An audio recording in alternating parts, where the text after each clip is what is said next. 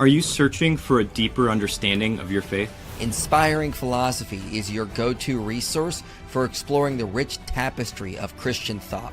From biblical archaeology to philosophy of mind, we dive into the topics that matter. Our content bridges faith and understanding, offering insights into God's existence and the reliability of the New Testament. Join a community where faith meets reason and discover the answers you've been seeking. Inspiring Philosophy, where faith meets understanding.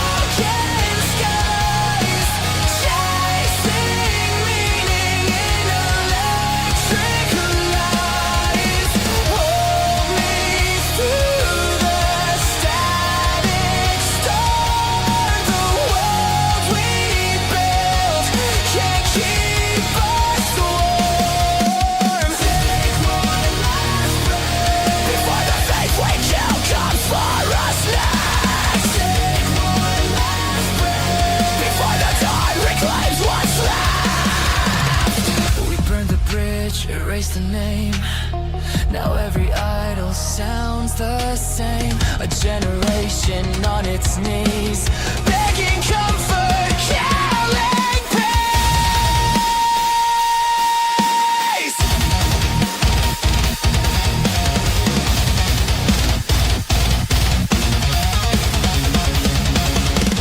Oh, this is the price of pride, dancing while the truth just dies. We fear the cross, embrace the chain.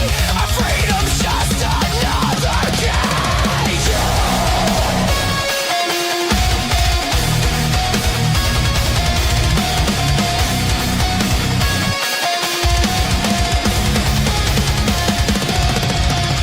In the ruins, a whisper stands, scarred and radiant, pierced hands. The silence breaks, the dark retreats.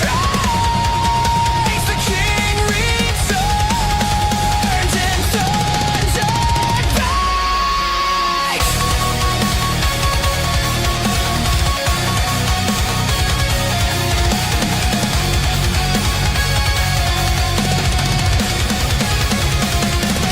Where the last light fading under broken skies, chasing meaning in electric lights. But grace still burns where shadows fall. The dead arise, he conquers all. Take one last breath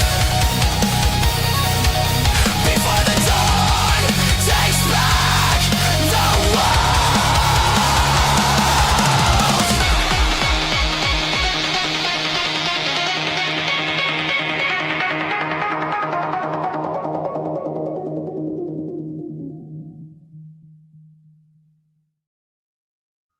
All right, we're live.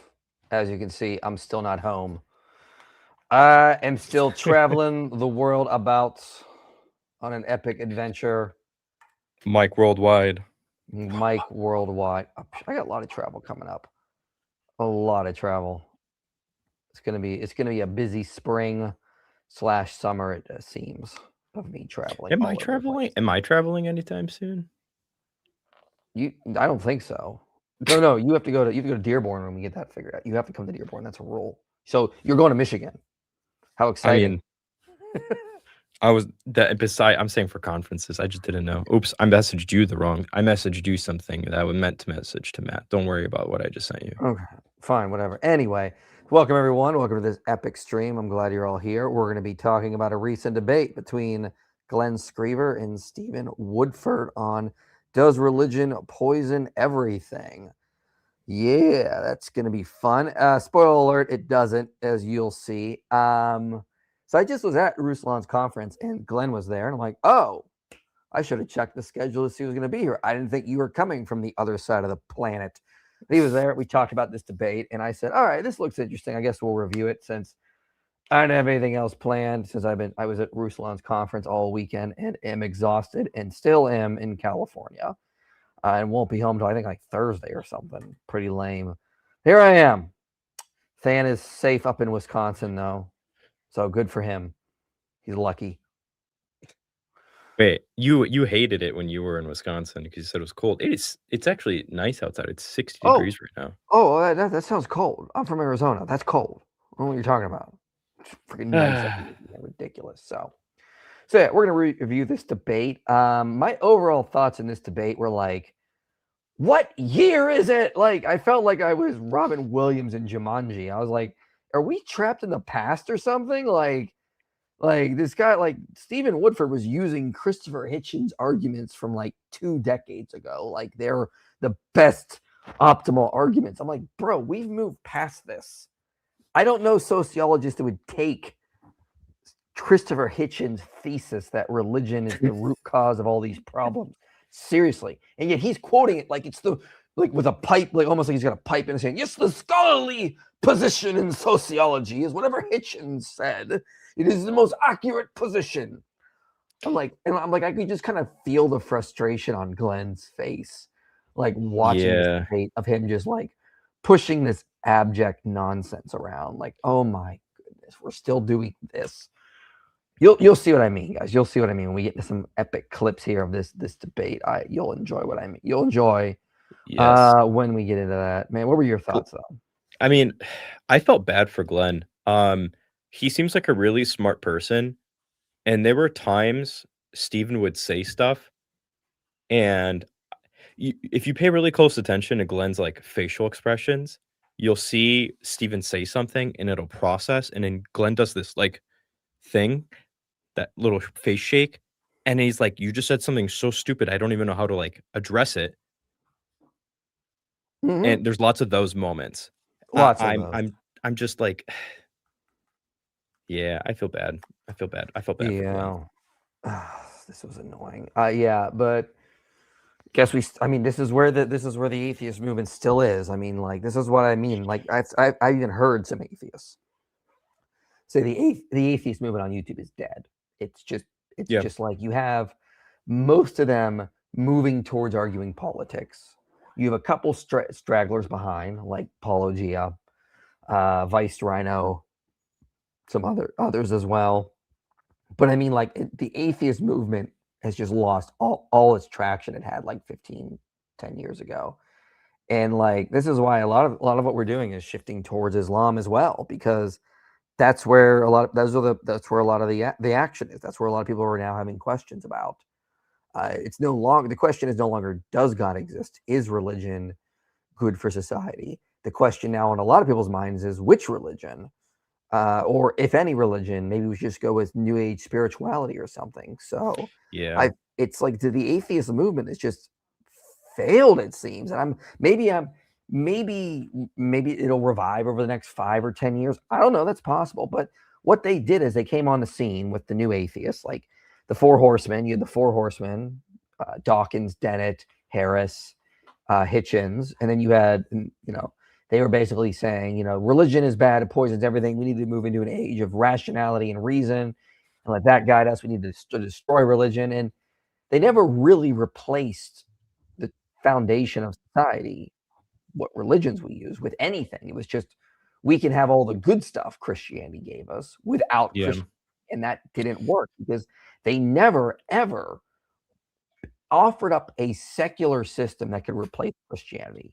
Like Christianity gives us weekly churches. It gives us a foundational identity in Christ, which is foundational to who you are as a human being and to what you think about reality. You filter everything through the Christian lenses, and you meet on church weekly. And secularism never offered any of that community building structure, that foundational world building. It just said, you're a rational ape, act like it, and just try to have as much enjoyment and pleasure out of life for the 60 to 80 years you're going to live on this earth. And that was not good enough. That was superficial. That was arbitrary.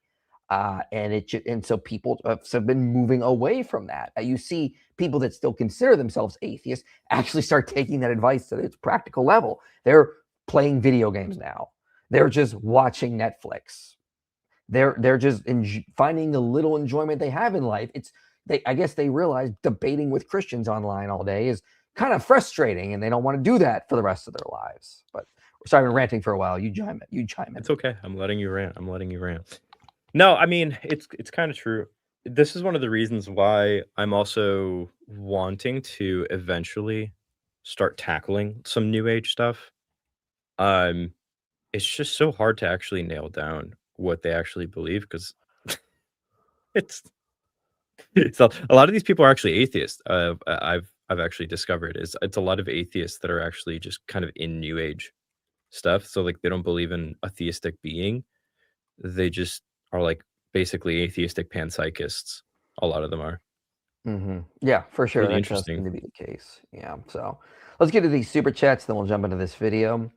I think people are being too nice when they compare Steven to Alex O'Connor's of the world. He's a smug new atheist, and it gets it. Listen, we've had our fair share of dealing with the smugness of Stephen Woodford, Rationality Rules, over the years. I mean, like he did a whole video about a YouTube post I made, and it was probably one of the worst videos I ever saw from an atheist. I mean, like he didn't even do proper research. And then he had his whole debacle a couple months ago where he replied to Tom Holland, demonstrated no one actually read, that he didn't actually read his book.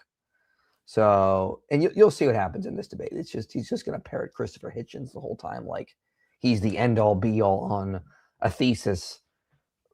Like that Hitchens has been thoroughly addressed on, even by atheists. If you check out Nathan Johnstone book, The New Atheism, he thoroughly addresses Hitchens in there, as well as Harris and others. This absolute banger was 100% Stan's choice. Yeah, that opening song you have, that's pretty based. Thank you. I for everybody that's curious, I wrote that song a while ago. It's an acoustic song, actually. It's literally titled "I Hate Secular Humanism." Awesome. So then I'm looking through the IPA channel. Where's the video with the thumbnail about dinosaurs in the Bible? It's about chaos monsters, I think. let me find it quick. All right, you find it. Restart the stream so I can listen to the song again. No. Why don't you just restart the stream after we're done and listen to it again? That works. Where's this video about chaos monsters, Than? Dude, how, like, you think I'm gonna find it in like 5-10 seconds? 1 sec. Yes.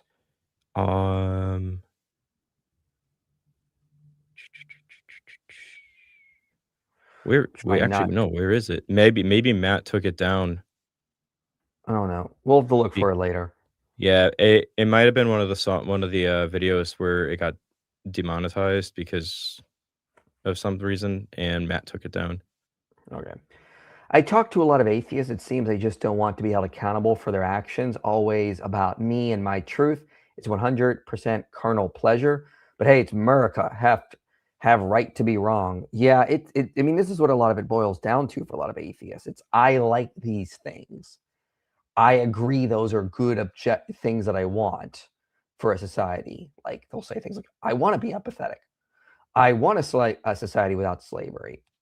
Great, but that doesn't actually give a foundation for the majority of people. That's not going to convince Joseph Stalin or Pol Pot or Mao Zedong, because let's not beat around the bush. There's still modern day slavery in places like China and North Korea. They just don't call it that. How are you going to convince those folk to agree with you? How are you going to convince? This is something people don't know about the history of the slavery movement, is that in America, they tried to argue against slavery using rational, enlightened arguments. They didn't work because the slave owners were able to rebut them on their own playing field. That destroyed the anti-slavery movement, the abolitionist movement, in the 1700s. It was revived in the 1800s with purely Christian motives behind it, and people don't realize that. But if you check out the video I did, How Christianity Ended Slavery, I discuss a lot of that in there. So atheists just sort of borrow from, just sort of are born into a culture that has been given Christian ethics. They assume those are the basic real human ethics for everyone, and then just go, well, this is just the ethics everyone has, so why do we need Christianity? It boggles my mind. Because if they just open a history book, read Karl van der Toren, Jean Botero, Karen Rain and Mitt Najad about how the ancient Mesopotamians thought. They didn't think like you and me. They didn't think about ideas like integrity, human equality. They weren't thinking like that. These ideas come from the Judeo-Christian culture for a reason. Speaking of that, best books on the positive impact of Christianity. Well, the first thing I'd say is go check out the videos I did over the summer, like How Christianity Ended Slavery, How Christianity Created Human Rights, How Christianity Educated the World, How Christianity Created Science, How Christianity Saved Children. If you check out those videos, you're going to get a lot of good book recommendations, like When Children Became People, Tom Holland's book Dominion, Christian Human Rights, Christianity and Human Rights, an Introduction. So check out those books and those videos to get even more recommendations. All right, let's get into this video here, this debate. So this is how Stephen opens. This is what this. I'm not making this up. If I was going to tell you how he was going to open this up, I feel like people wouldn't believe me when I told you this is what Stephen actually began to argue for how he looks at humanity. So let's just play this and then I'll pause it. Picture an old village, and in the center of this village is a well. And within that well is everything that makes us human. We're talking of our decency, our love, our compassion, our hope. That's all in the well, and it's all human, it's all ours. And then, once upon a time, a religious community comes along and they take over the village, and they approach the well, and they tip something in. They tip in their doctrines, they tip in their dogma, they tip in their revelations. And then the water changes. Now, the water still quenches your thirst, it still sustains life, but now in every cup, there is something extra. Centuries pass, and then something extraordinary happens. The religious people that tip down their substance in that well, they start claiming that the water is theirs.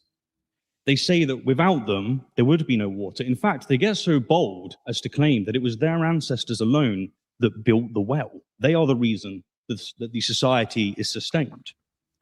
Okay, what in the Jean-Jacques Rousseau did I just hear? Like, what sort of like fairy tale version of history were we just told? You see, guys, humans are just naturally compassionate and loving and sympathetic. And then one day religious people came around and were like, we're going to destroy everything. I just like, who thinks that's what happened? Like, who in their right mind thinks that's what happened with humanity? Like, we were just naturally compassionate and loving, and then religion came around and made that worse? This is Talk about so a fairy outdated. tale. It's an absolute fairy tale. This was Jean-Jacques Rousseau was arguing in like the 1700s when he said like man is born free, but everywhere in chains. Like he had this idea of these noble savages somewhere out in the wilderness. Like they didn't have property. They didn't have land they claim was theirs. They just lived in these communist-like societies, communal living, and they just got along and were happy. And then man is born free, but everywhere in chains. Then man set up these evil institutions like religion, like the idea of property rights, and they destroyed who we really were. That's exactly what I thought of hearing Stephen say this. What sort of fairy tale do you believe when you say that kind of nonsense? Is this does Steve surely Stephen doesn't think that like there was a time where these guys were all like secular humanists,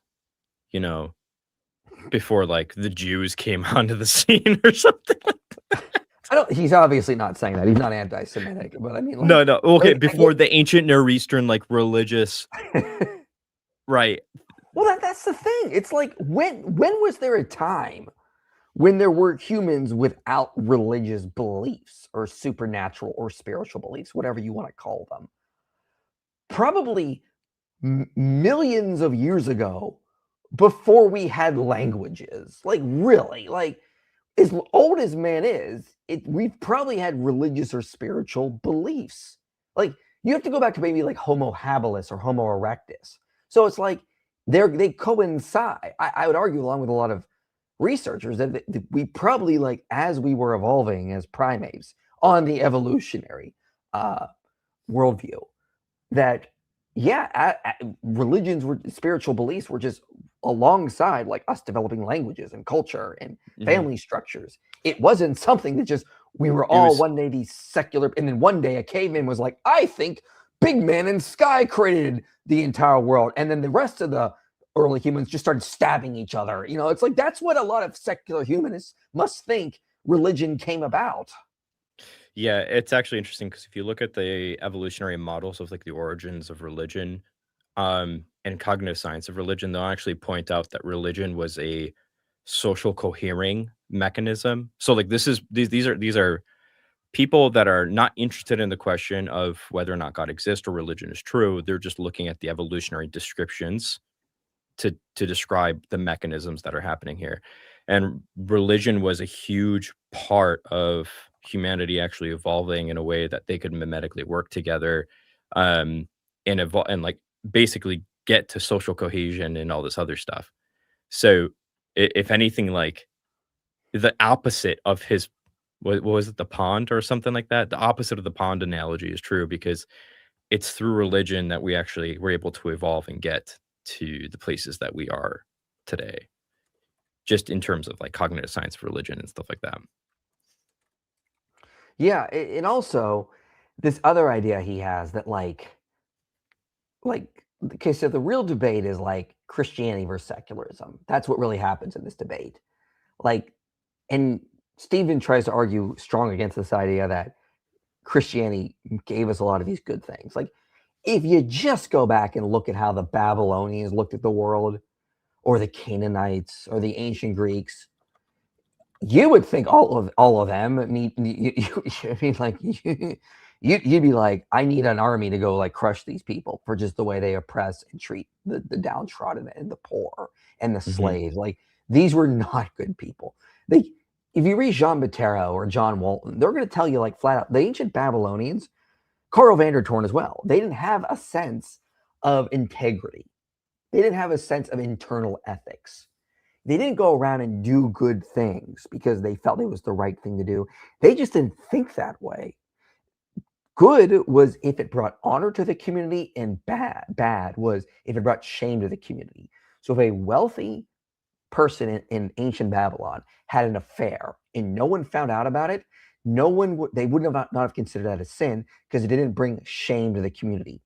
If a 12-year-old girl was sold to a brothel, which happened, okay, and then she ran away from that brothel to try to find a better life, the community would look at her as if she did something bad, because that was her place in society. She had to serve her patrons there. She had to work there. She had to keep things in order. That was her place. Do not break order. What does the Bible teach? Well, no, prostitution is just wrong. We don't have brothels in the Torah. Those are not to be set up. So the biblical ethics, the God of the Bible would say, no, those should be torn down and destroyed, regardless if they're going to disrupt the order. But in the ancient mindset, that's how they would have thought. And Glenn also brings up another great example throughout the debate. In the ancient world, it was common throughout societies to think it was okay to do essay things to children. This is not something that was unique to one culture. And if you don't believe me, let me just bring up the paper by Bruce Rind, who is a psychologist, and he basically did a survey on the idea of hebephilia as a mental disorder. This is attraction to girls that are just hit the age of puberty, boys and girls. But as part of his research, he starts going through the societies, and he just points out everyone believed it was okay to have sexual attraction and engage in that with children, young teens. And he keeps noting throughout this, what ended these practices in all these cultures was, look at this. See is that zoomed in enough? Let me see if I can zoom in a little bit more. Okay. Yeah, I can't see that. Okay, there we go. For example, when you look at the Mayans, missionaries reported this kind of stuff. They were the ones disgusted by this. 1920, the colonial government ended these kind of practices in New Guinea. Okay, colonial government and missionaries eradicated these practices in New Guinea. Okay, the tradition was eroded in the 1960s by colonial administrations and missionaries who policed against it. Okay, in Japan, again, Western abhorrence entered this. Western influence entered this in Java. Over and over again, it's constantly the fact that it was Westerners heavily influenced by Christianity that were ending these practices around the world. I mean, ancient Rome, ancient Greece. I mean, it wasn't Islam. Islam was allowing and engaging in these practices. It was actually Christianity that ended these practices. So if we're just going to go on what humans have naturally thought over the years, infanticide would be seen as perfectly normal for deformed infants, girls as well, and engaging in essay activities with young boys and girls was seen as normal. Christianity changed and ended that. If you want to say that we're making the world worse or poisoning everything, you don't know how history works. You don't know how we've gotten to where we are. And unfortunately, that seems to be where a lot of where Stephen is coming from with his well analogy. Yes, we have this great well of compassion and humanity, and religion just poisoned that. What on earth are you talking about?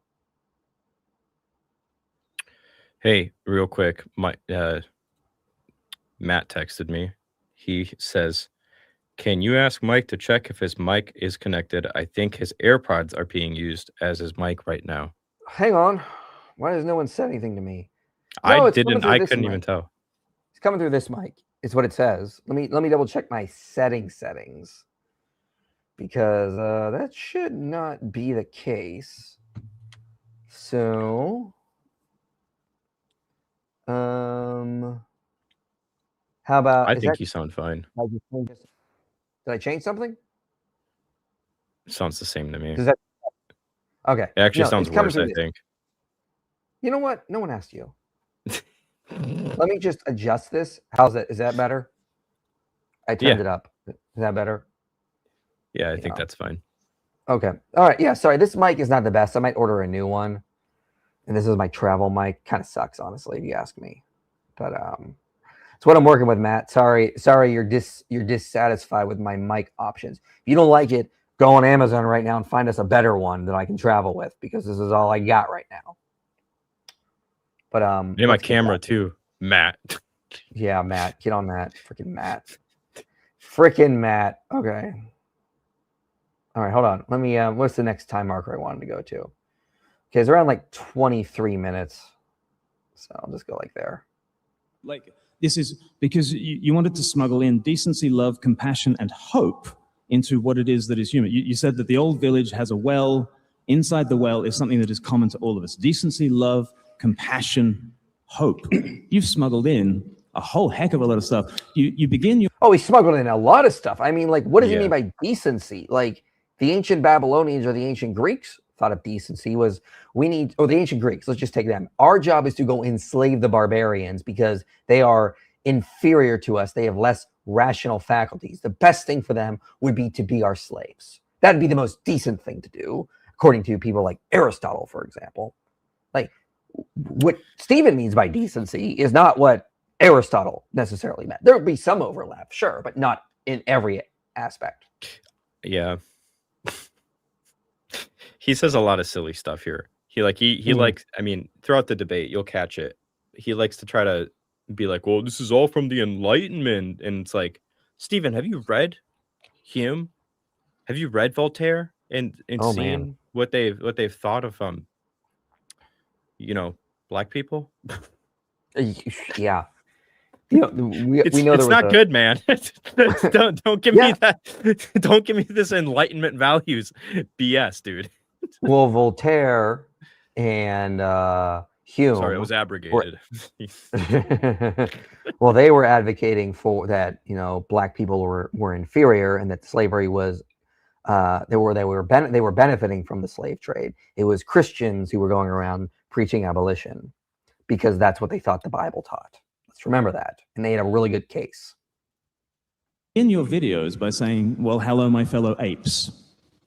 Now, when I go to an ape community, I don't necessarily marvel at the decency, love, compassion, and hope of that particular ape community. Yeah. So it seems to me that you're smuggling in quite religious sounding concepts already. So with the Not only that, he's smuggling in Christian concepts. Mm-hmm. Because again, Glenn is right. Apes don't have these kinds of things. But this is I love the quote from G.K. Chesterton, The Modern Man, his critique of liberalism. He will say in one lecture, the modern man will go in and argue we are treating native people like beasts, and then he'll go into another lecture and argue that we are beasts. That's Stephen to a T.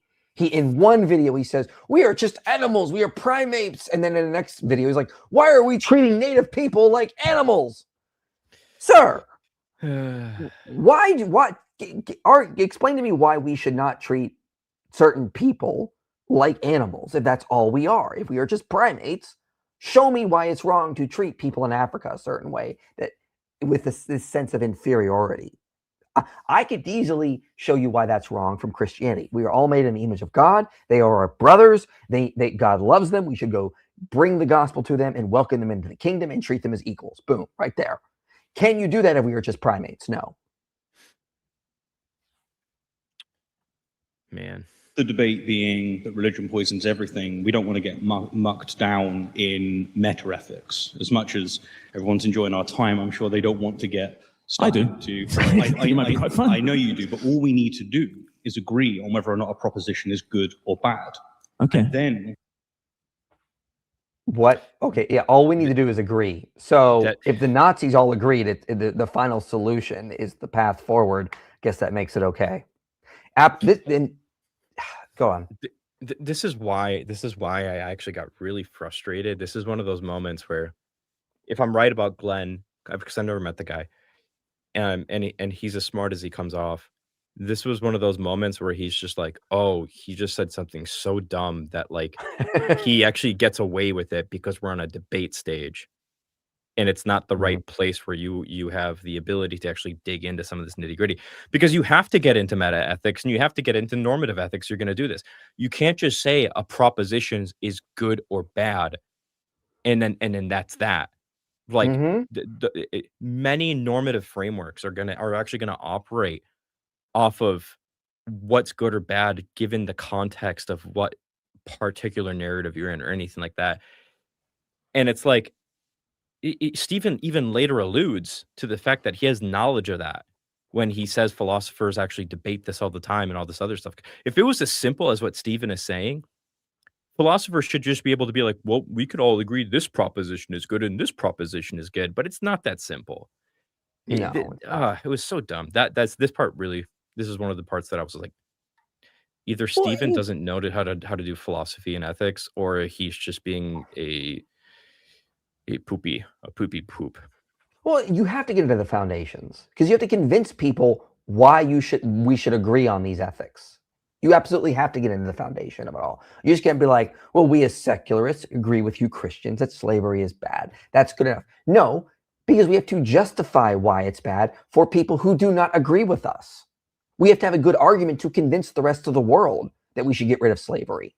Okay? If we just went to the drug cartels in Mexico and said, slavery is wrong, stop trafficking women, they're going to look at you like you're crazy. Why don't you just agree that it's the right thing to do, Mexican cartels?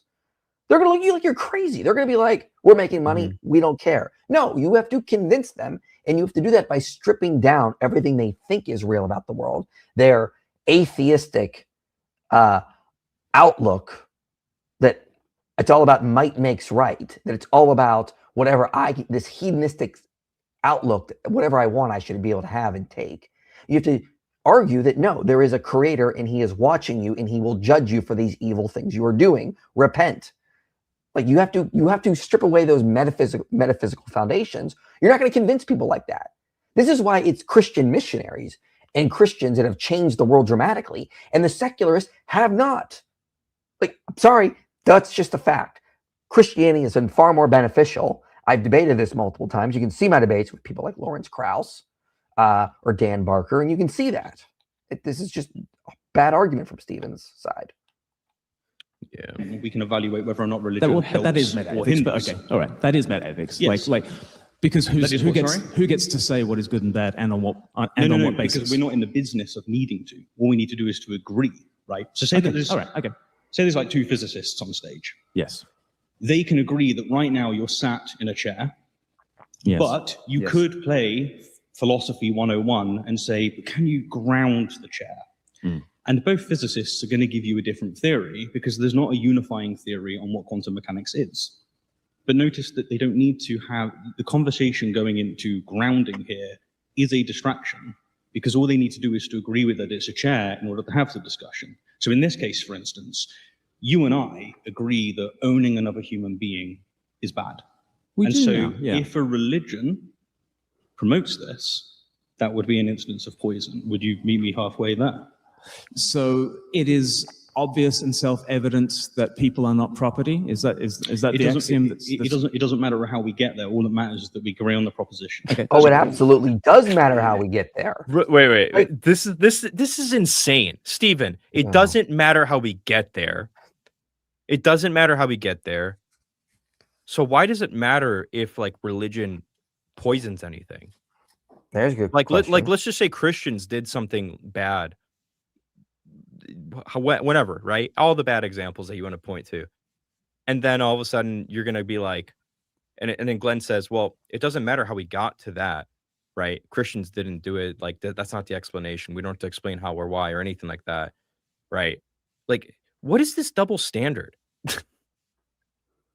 Yeah. Oh, yeah. The whole debate is, does religion poison everything? So he should be trying to argue how religion actually does poison. And then Glenn wants to argue actually Christianity was involved, was the main motivator for the abolitionist movement. And all of a sudden Stephen is like, doesn't matter. That doesn't matter. Like, it absolutely does matter. I don't understand how this doesn't matter. It absolutely does matter, because that's part of Glenn's case as to why religion, specifically Christianity, doesn't poison everything if it's creating a better world, like leading to the abolitionist movement. And that is an historical fact that Christianity was heavily a strong motivator for abolition. To say otherwise is I'm sorry, I don't see that when you read and study the historical record. It was very much a main motivator. So now it doesn't matter. But I mean, it absolutely does matter, because again, if we all just agree that slavery is wrong, great. But guess what? All of humans do not. How are you going to convince somebody 300 years ago that slavery is wrong? Well, again, if you read the research that I cited in my video, How Christianity Ended Slavery, they tried the Enlightenment ideas. They tried to argue by just using John Locke. Didn't work. What actually worked in the 1800s was the religious motivators, the Christian motivators. When they tried to just argue from John Locke, they failed to convince the slave owners who fought back using John Locke's arguments. So it doesn't work. So it absolutely does matter how we got to this point, because that shows you how Christianity didn't poison. It actually made the world better. But Mike, you have to show, as Stephen says, you have to show that it would have been impossible for the progress to have been made without Christianity. Yeah, oh my God. If he does argue that, then you just appeal to the unfalsifiable realm, because now I don't have access to all the parallel universes out there. It's insane what they have to, the places they go to just avoid the obvious, that Christianity was good for society and is probably the best ideology humans have. Whether you think we came up with it or it was given to us by God, it is the best ideology out there. Fight me. It is interesting how we did get there, and it was a remarkably religious effort, the abolitionist movements. I understand why you don't want us to think about how we got there, but No, I do. Spoiler That's actually alert, where I want to go. It was a profoundly religious movement to get there. So, no, actually, to the contrary, that is exactly where I want to go.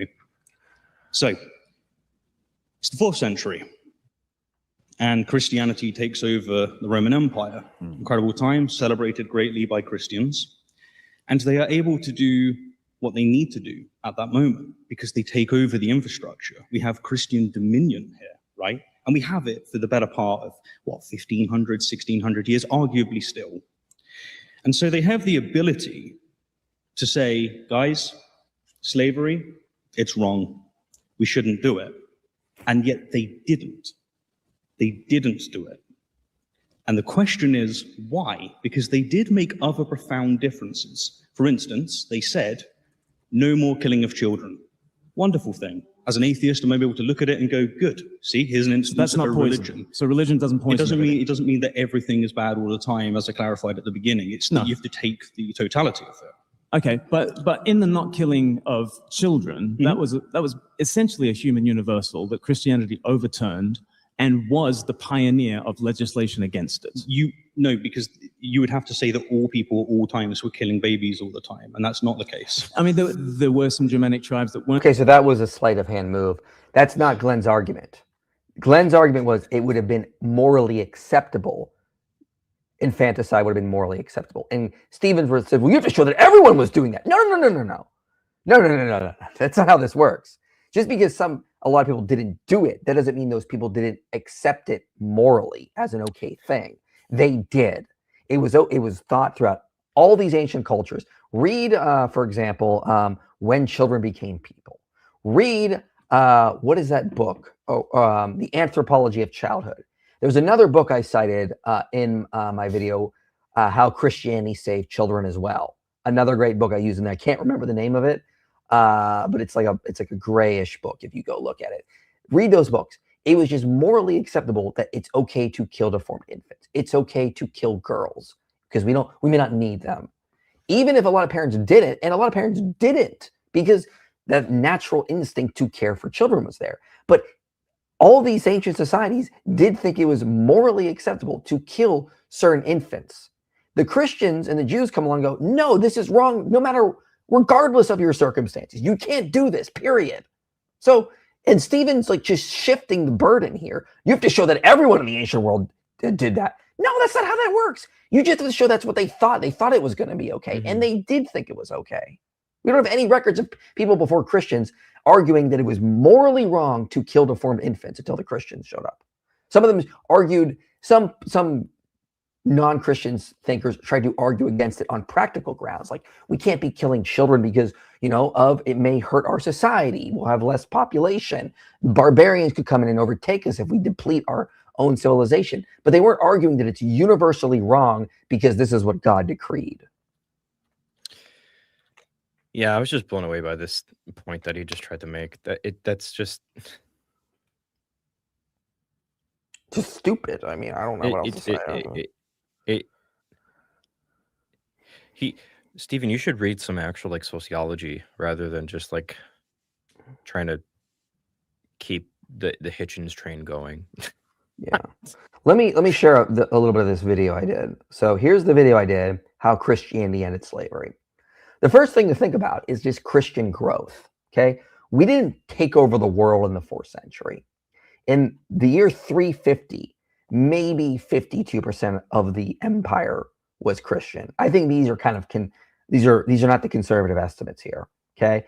They're saying this. So you did have a shoot up there. I'll give you that. But it's not like we overtook. I mean, there were still pagan temples around when the Muslims came over and started conquering large swaths of the Roman Empire. Okay, there were still many pagans around, and there were pagans even after that in places like Greece. There were temples that were open to 800s or 900s. But even with that, let's jump ahead a little bit in this video. So you actually saw certain people start to end slavery in certain ways. So like in 960, the slave trade was banned in Vienna. In 1102, the Council of London also banned the slave trade.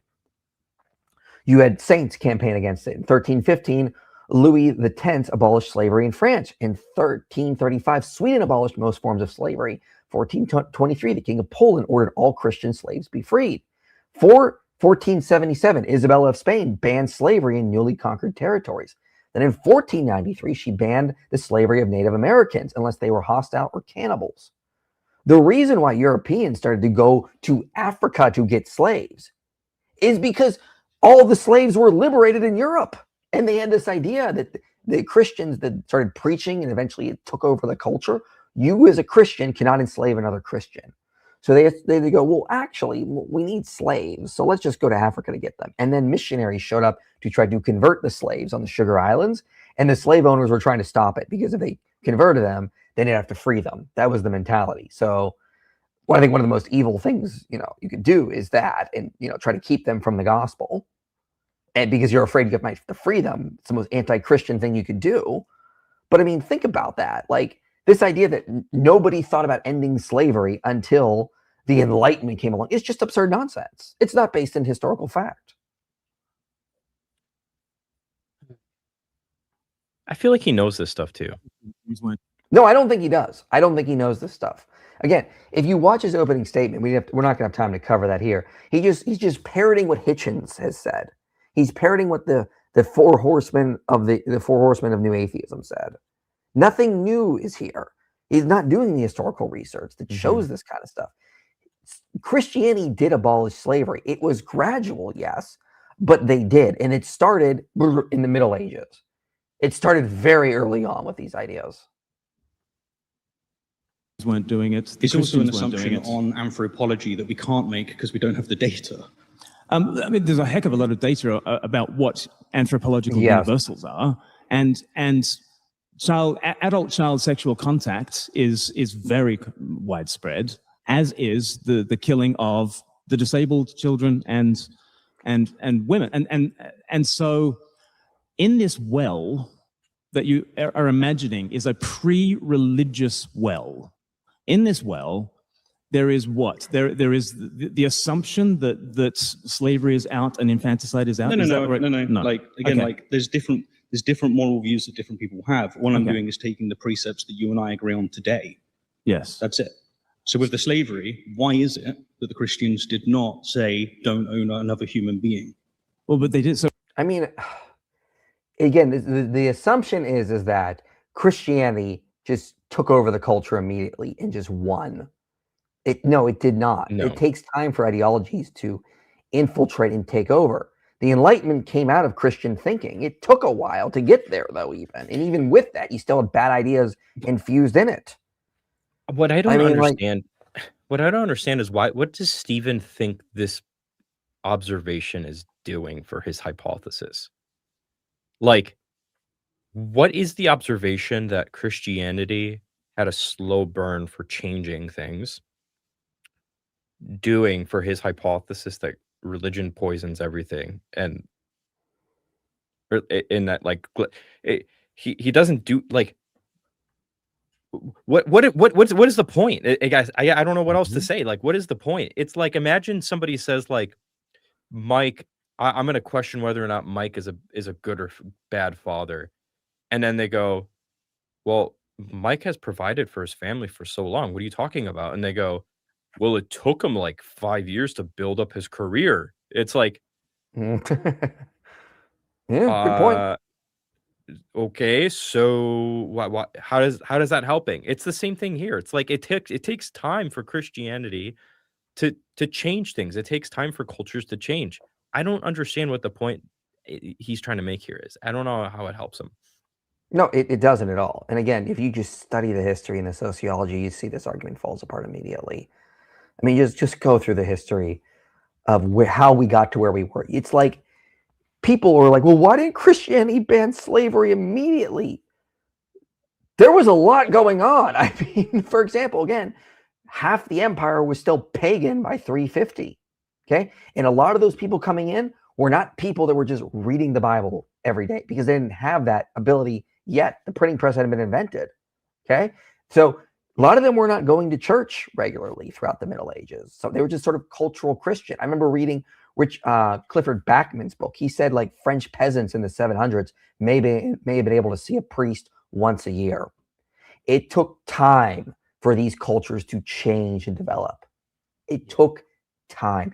You just can't assume it to be perfect hunky-dory right away. But even with that, Christians were still making changes. As you can go through and you can see them banning slavery here, or this Pope outlawing slavery there. Like, you can see that happening.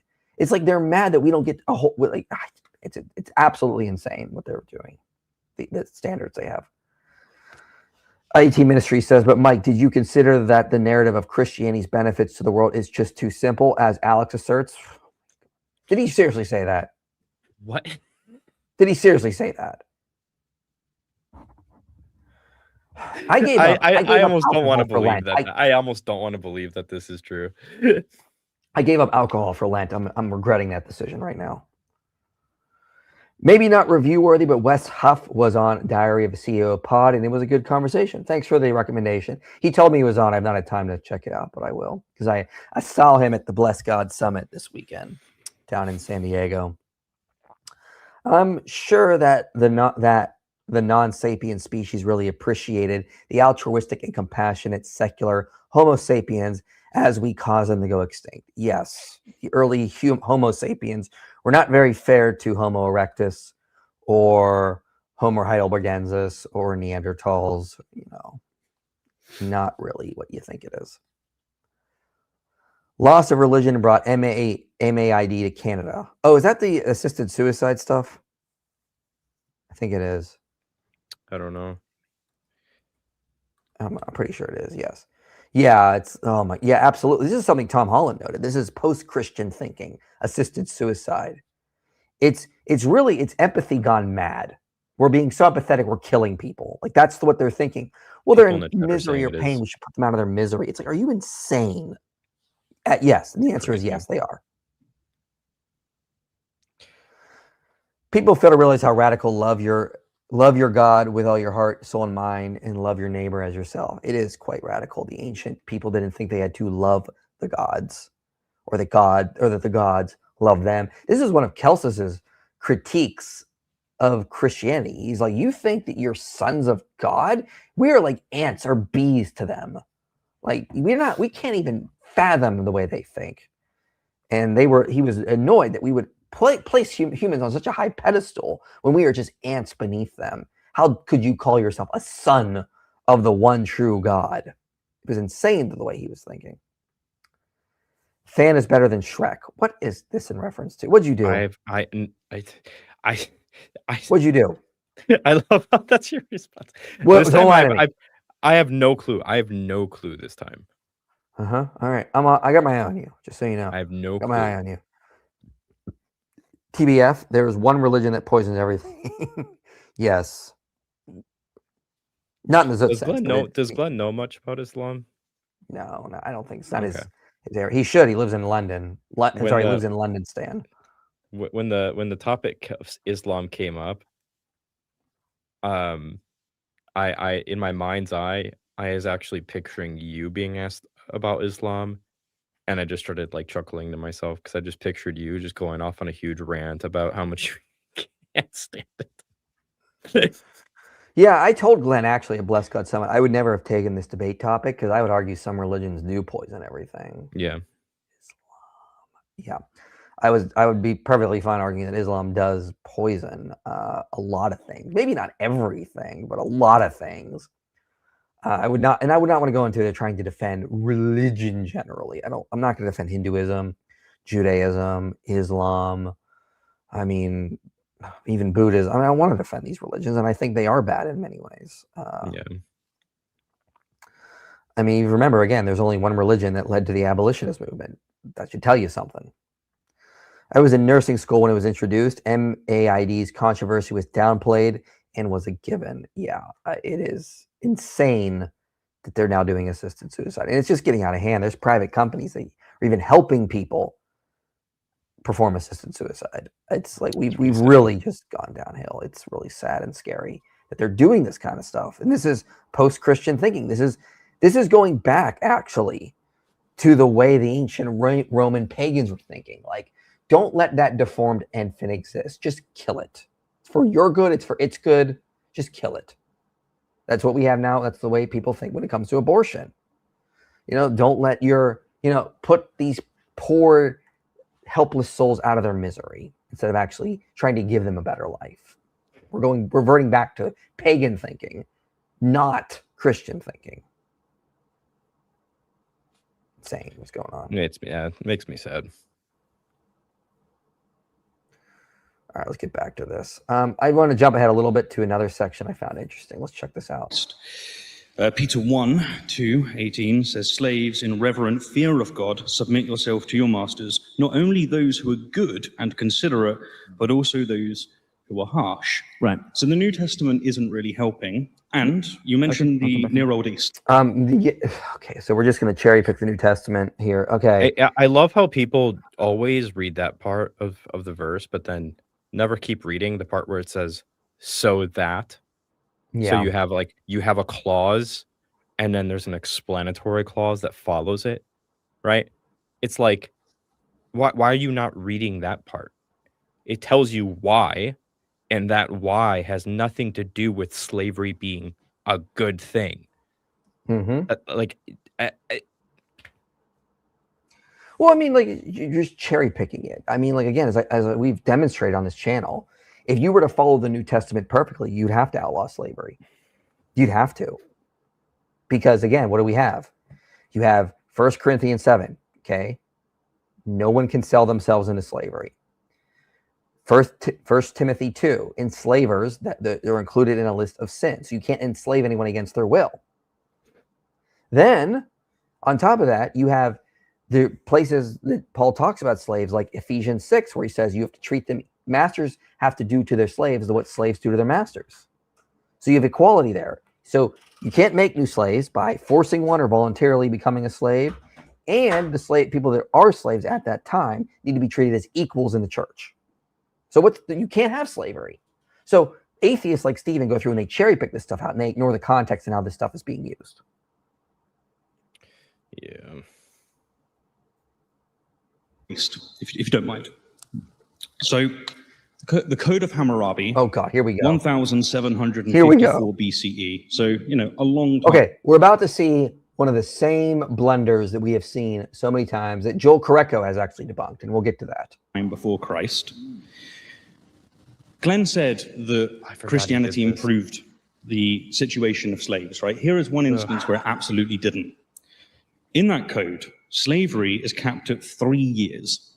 That is the law 117, right? 117. That's the law, okay? The Bible caps it at 6 years for Hebrews, doubles it, and will let them go on the 7th. That is objectively worse. And the Bible, as I just read with Leviticus, says that you can have permanent slaves and hand them down as property. So do the ancient Babylonians think that as well. But okay.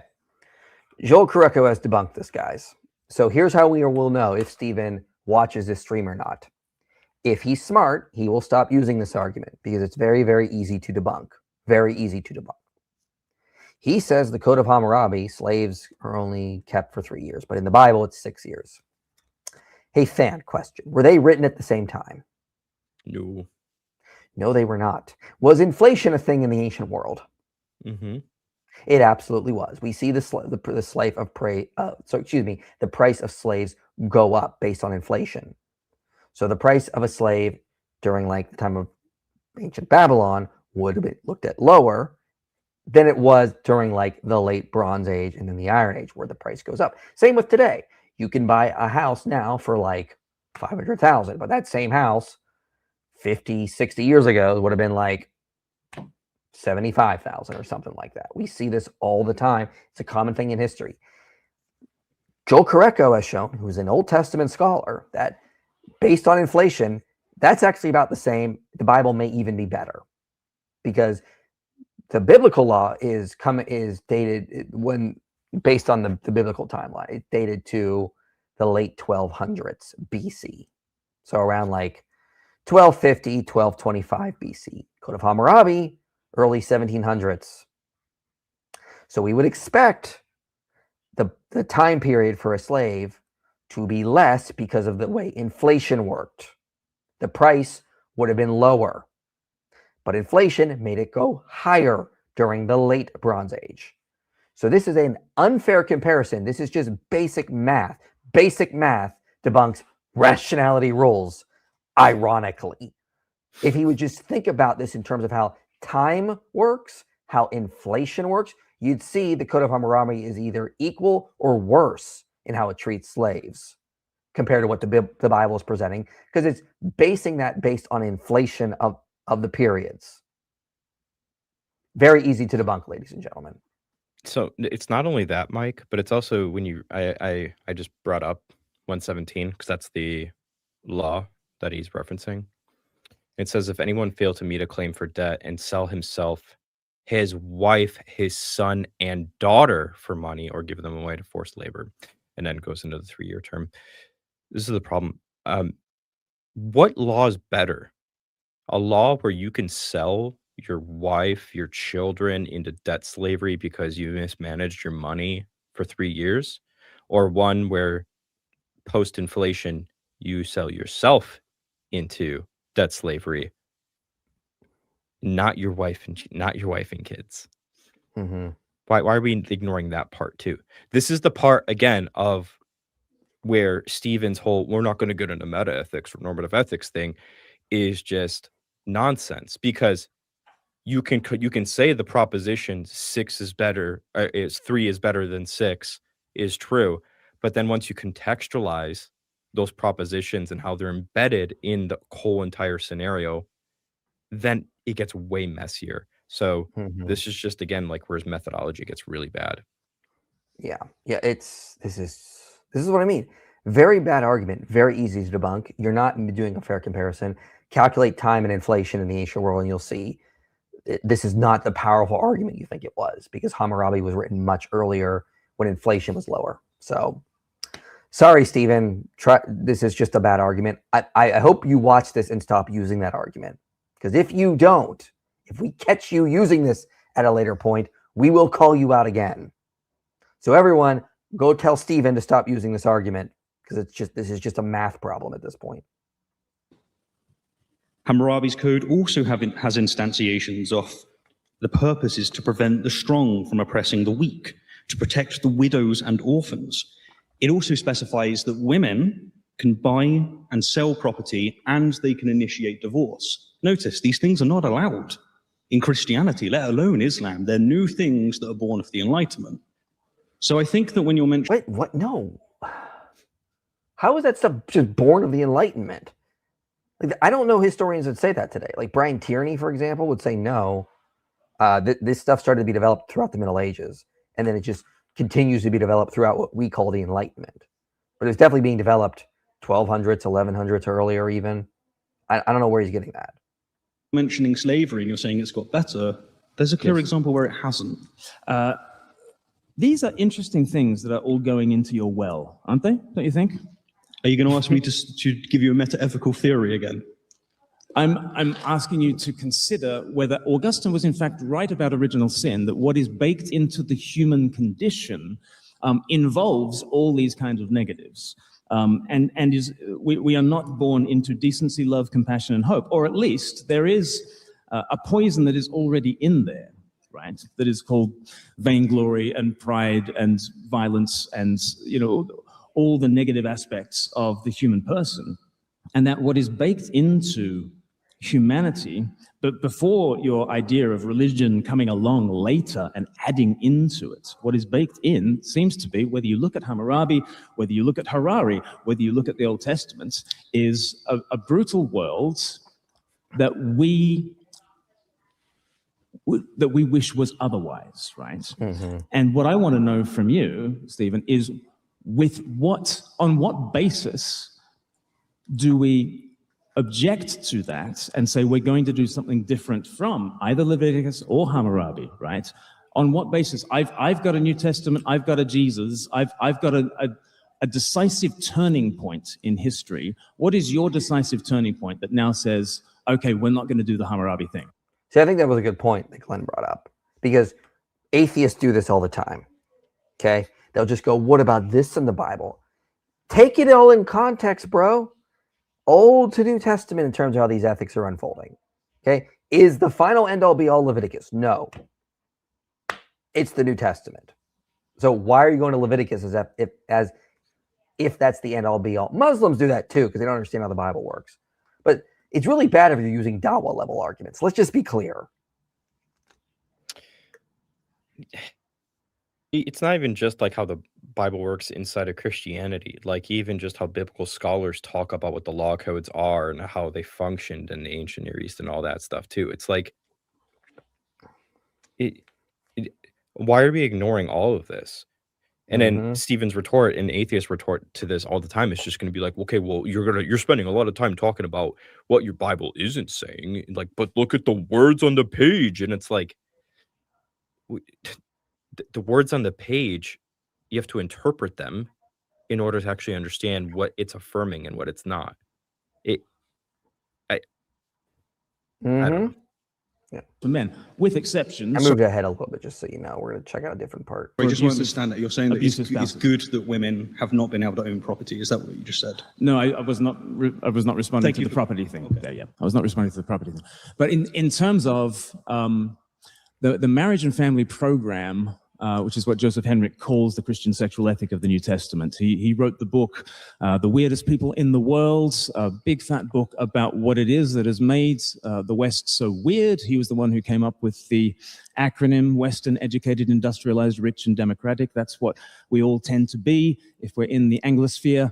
And he is absolutely clear it is Christianity that has made us very peculiar and very prosperous. And in particular, it's been the marriage and family program in which he says, well, look, Matthew 19 says, marriage is between one man and one woman for life. There's a permanence to it. There's a gender complementarity to it. There are two people involved in this thing. The doors are locked. No one gets out of this thing alive, right? That is that kind of thing. And it's the men. So real quick, I just want to say, people need to stop citing Joseph Heinrich's book, The Weirdest People on Earth. It's not that he's wrong in some of the stuff he says, it's that he leaves a lot out. His main thesis is that the Catholic Church outlawed cousin marriage, and that made the Westerners weird. A lot of problems with that. It's way too narrow focused. There were a lot of things. I think Tom Holland has a much better take on how this. It drew a lot from Christianity, not this one thing. Heinrich also thinks that created the nuclear family. That this outlawing of cousin marriage, not really. Nuclear families existed for a long time, and the reason is because people didn't live really past their 60s on average. It just really didn't. So, if you read, for example, Amram Troper's paper on this, talking about ancient Jewish marriages, there were nuclear families there because men were not really getting married till their late 20s to women that were around 20, late teens to early 20s. By that point, if you're living to your 60s, your father is basically dead or near death when you're getting married in that society. So it wasn't like this big patriarch, one grandfather, all his kids were living together and then their families. It wasn't like that because people didn't live that long and people still were getting married in their 20s or 30s, in their 20s or late 20s, I'd say. So nuclear families existed before Christianity. Heinrich's thesis that it was outlawing of cousin marriage that led to this is just inaccurate. And actually, Heinrich is critiqued in one of the books I cited earlier, The Anthropology of Childhood. And he points out in the introduction that Heinrich has this thesis that everyone, it's like he does this dichotomy. It's Westerners versus the rest of the world. And the name of the book, the author of that book is escaping me right now, but the author of the book says, yeah, Heinrich is right. Westerners are distinct and different, but you could do the same with any people groups. Children raised in traditional South American societies are going to be weird to children raised in traditional African societies or traditional Chinese societies. It's not the rest of the world and Westerners. It's every culture creates a unique people who have a unique culture. And Heinrich has this weird dichotomy, Westerners versus the rest. That's weird because he's generalizing anything that's not Western. And he his narrow focused on what built the West is just not accurate. It's not just the outlawing of cousin marriage, but I mean that's a minor issue. I'm just kind of annoyed that we keep citing Heinrich when there's so many problems there. It's the men who reacted against that and said, if this is the case, then it would be better not to be married. And Joseph Henrich said, actually, through the Christian sexual ethic, the church was reaching down and grabbing men by the testicles, right? It was absolutely... This is accurate because Tom Holland also talks about this as well. The church was outlawing harems. Harems were not a really big thing in Western Europe, for example, because of a lot of Christian ethics. They were a big thing in the Islamic world. And I think they were still in the Byzantine Empire for some time being, although there were people pushing back against it there too as well. It was very much pushing the idea of monogamy, heterosexual monogamy throughout the Christian world. Absolutely constraining rampant male sexual aggression for the benefit of their women and children, right? And so it was absolutely... Do you think that's good? Like to restrict elite male access to all the women, all the concubines, all the slave women, which is kind of what happens in most societies. Jesus comes along and says, no, actually, we're going to equalize all things, one man, one woman for life, reaching down and grabbing men by the testicles in order to raise up women and their children. Wasn't that a good thing? As I said, I can say that some things are good, but I can also point out that some things are bad. For instance, Christianity made the lives of women worse in terms of property and in terms of their ability to divorce. And I want to point out something that's very intriguing here, because I actually think that you're proving my point. I don't, again, there's a lot of problems here. In terms of like divorce, no, Christianity made it harder to divorce for good reason. In the ancient world, for example, women were not keen on divorce because that's how they were provided for, was marriage.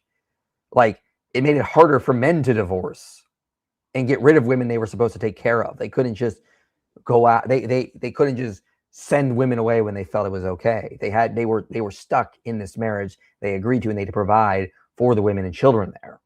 And by the way, during the same time, Christians were inventing things like orphanages, shelters for women, nunneries as well that would care for women that were abandoned or that were ran away from abusive spouses, for example. If you read, for example, The Worlds of Medieval Europe, there's a really interesting story in there where early on during the Germanic invasions of Europe, a king sent one of his daughters to a nunnery. And then one day the king came back and said, I need that daughter out of the nunnery because I want to trade her for a marriage alliance. The daughter said, I don't want that. The nunnery protected her and then brought down curses upon this guy if he ever took her away. So there's an example of Christianity protecting women from being used as property to be traded by wealthy kings. That's in the book, Clifford Bachman's book, The Worlds of Medieval Europe. Yeah, I'd love to know what Stephen's examples are. Yeah, I would love to as well. Quite eloquently. In your opening, you referred to Jesus more as a... But I mean, the main thing is just assuming like a modern Western outlook. Like the world we have today that was built by Christianity was just there. No, it wasn't. It was operating in a culture that was corrupt and deficient and inferior of the time. And at that time, the best thing was for women to not be thrown out on the streets whenever a man wanted to divorce her and marry a younger woman. I mean, like, that happens a lot today. Like, and the church says, no, you can't do that. Motif and more as a character and the cross, right? Whereas I keep giving you receipts. I keep mentioning exactly what's in the book in your hand. What have you mentioned that he said? I can't remember. So, for example, I read out Leviticus. I've given you references to Ephesians. And then, here's one. Genesis 3:16, your desire will be for your husband and he will rule over you. This is what the church has used to hold women down for the better part until, funny enough, the Enlightenment, right? Yeah, we all know the enlightened thinkers were so pro-women. A lot of problems there. Again, what about Macrina, for example? What about all the saints, like Saint Anne? I mean, like, Macrina, for example, sister of two of the Cappadocian fathers, they said, like, they put her up as their teacher. Macrina taught us everything we know about theology. Like, this idea that they were just anti-women is just false. It's blatantly false. Like, I don't know where he's getting it. What about Joan of Arc, for example? I mean, there were plenty of women thinkers throughout this time period. I'm so confused with what he's getting at. Does that mean Christians were perfect? No, but as a lot of historians will note, what gave a lot of women's rights that we have today came out of the Christian tradition. I don't even know what he's getting at here. Let me do some super chats here. I'm trying to find something while you do that. Yeah, Mike, Alex brought up the narrative of Christianity helping the world being too simple in his conversation with Glenn. Ruslan made a video about it. Yeah, I mean, it's ridiculous. What do you mean it's too simple? Like, this is just an historical fact. Like, how is it too simple? Go read again. Read all the resources on the way the ancient Babylonians and the ancient Greeks thought. Then read how Christian thinkers thought. Then read about what happened throughout the Middle Ages in those periods. You're going to have a very, very different outlook. Wait, doesn't his example assume a meta ethic? Yeah, it does. His whole thing, he's assuming constantly, his well example does assume a meta ethic. Yeah. He's assuming an outlook. What am I thinking here? He's assuming that like things like certain values or virtues we have are just inherent in the what humans are and the way we are, and that's not backed by the data. He's definitely assuming some meta-ethical principles in there for sure. Absolutely. Yeah, I never really understood I'm trying to find. There's a quote from one of the Enlightenment atheists. It's something like women are driven by their organs, and that's why they're like crazy or something like that and hysterical. But I forgot who said it. Very rude, very rude. There's a lot of really crazy stuff the Enlightenment atheist said. So I know, yeah. Let's get back to this. Dominion rather to be served. So These were the arguments that brought about abolition in the 17th, 18th centuries.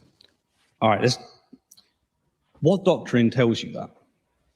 I've just gave you two doctrines: the doctrine of the image of God and the doctrine that humanity has dominion. Now, you tell me, why is slavery wrong? Because I don't think you've done the job. Why is slavery wrong? But you haven't done the job, Glenn. You asked like for two doctrines. If you wanted to play this game, I gave you two. If you wanted to play this game, we could play this game. Why is it that it's good or bad? Is it because God says so? Oh, you want to go youth throw? Yes. Okay, all right, let's do youth throw. Okay, should we catch people up with youth? This is just after him complaining that he doesn't want to get into the meta ethics, and he's going to youth throw dilemma now, which I think would probably be more moral ontology. It's a layer below meta ethics. But if you're complaining that you don't want Glenn to go to meta ethics and you go to moral ontology, what are we even doing, man? this is the thing that I'm actually not understanding, by the way, because like meta ethics is going to be like what is goodness. Normative ethics is going to be modeling what like propositions are good or bad and like what actions are good or bad under like a typical system. And applied ethics is going to be like actual scenarios that you do to test the normative ethics.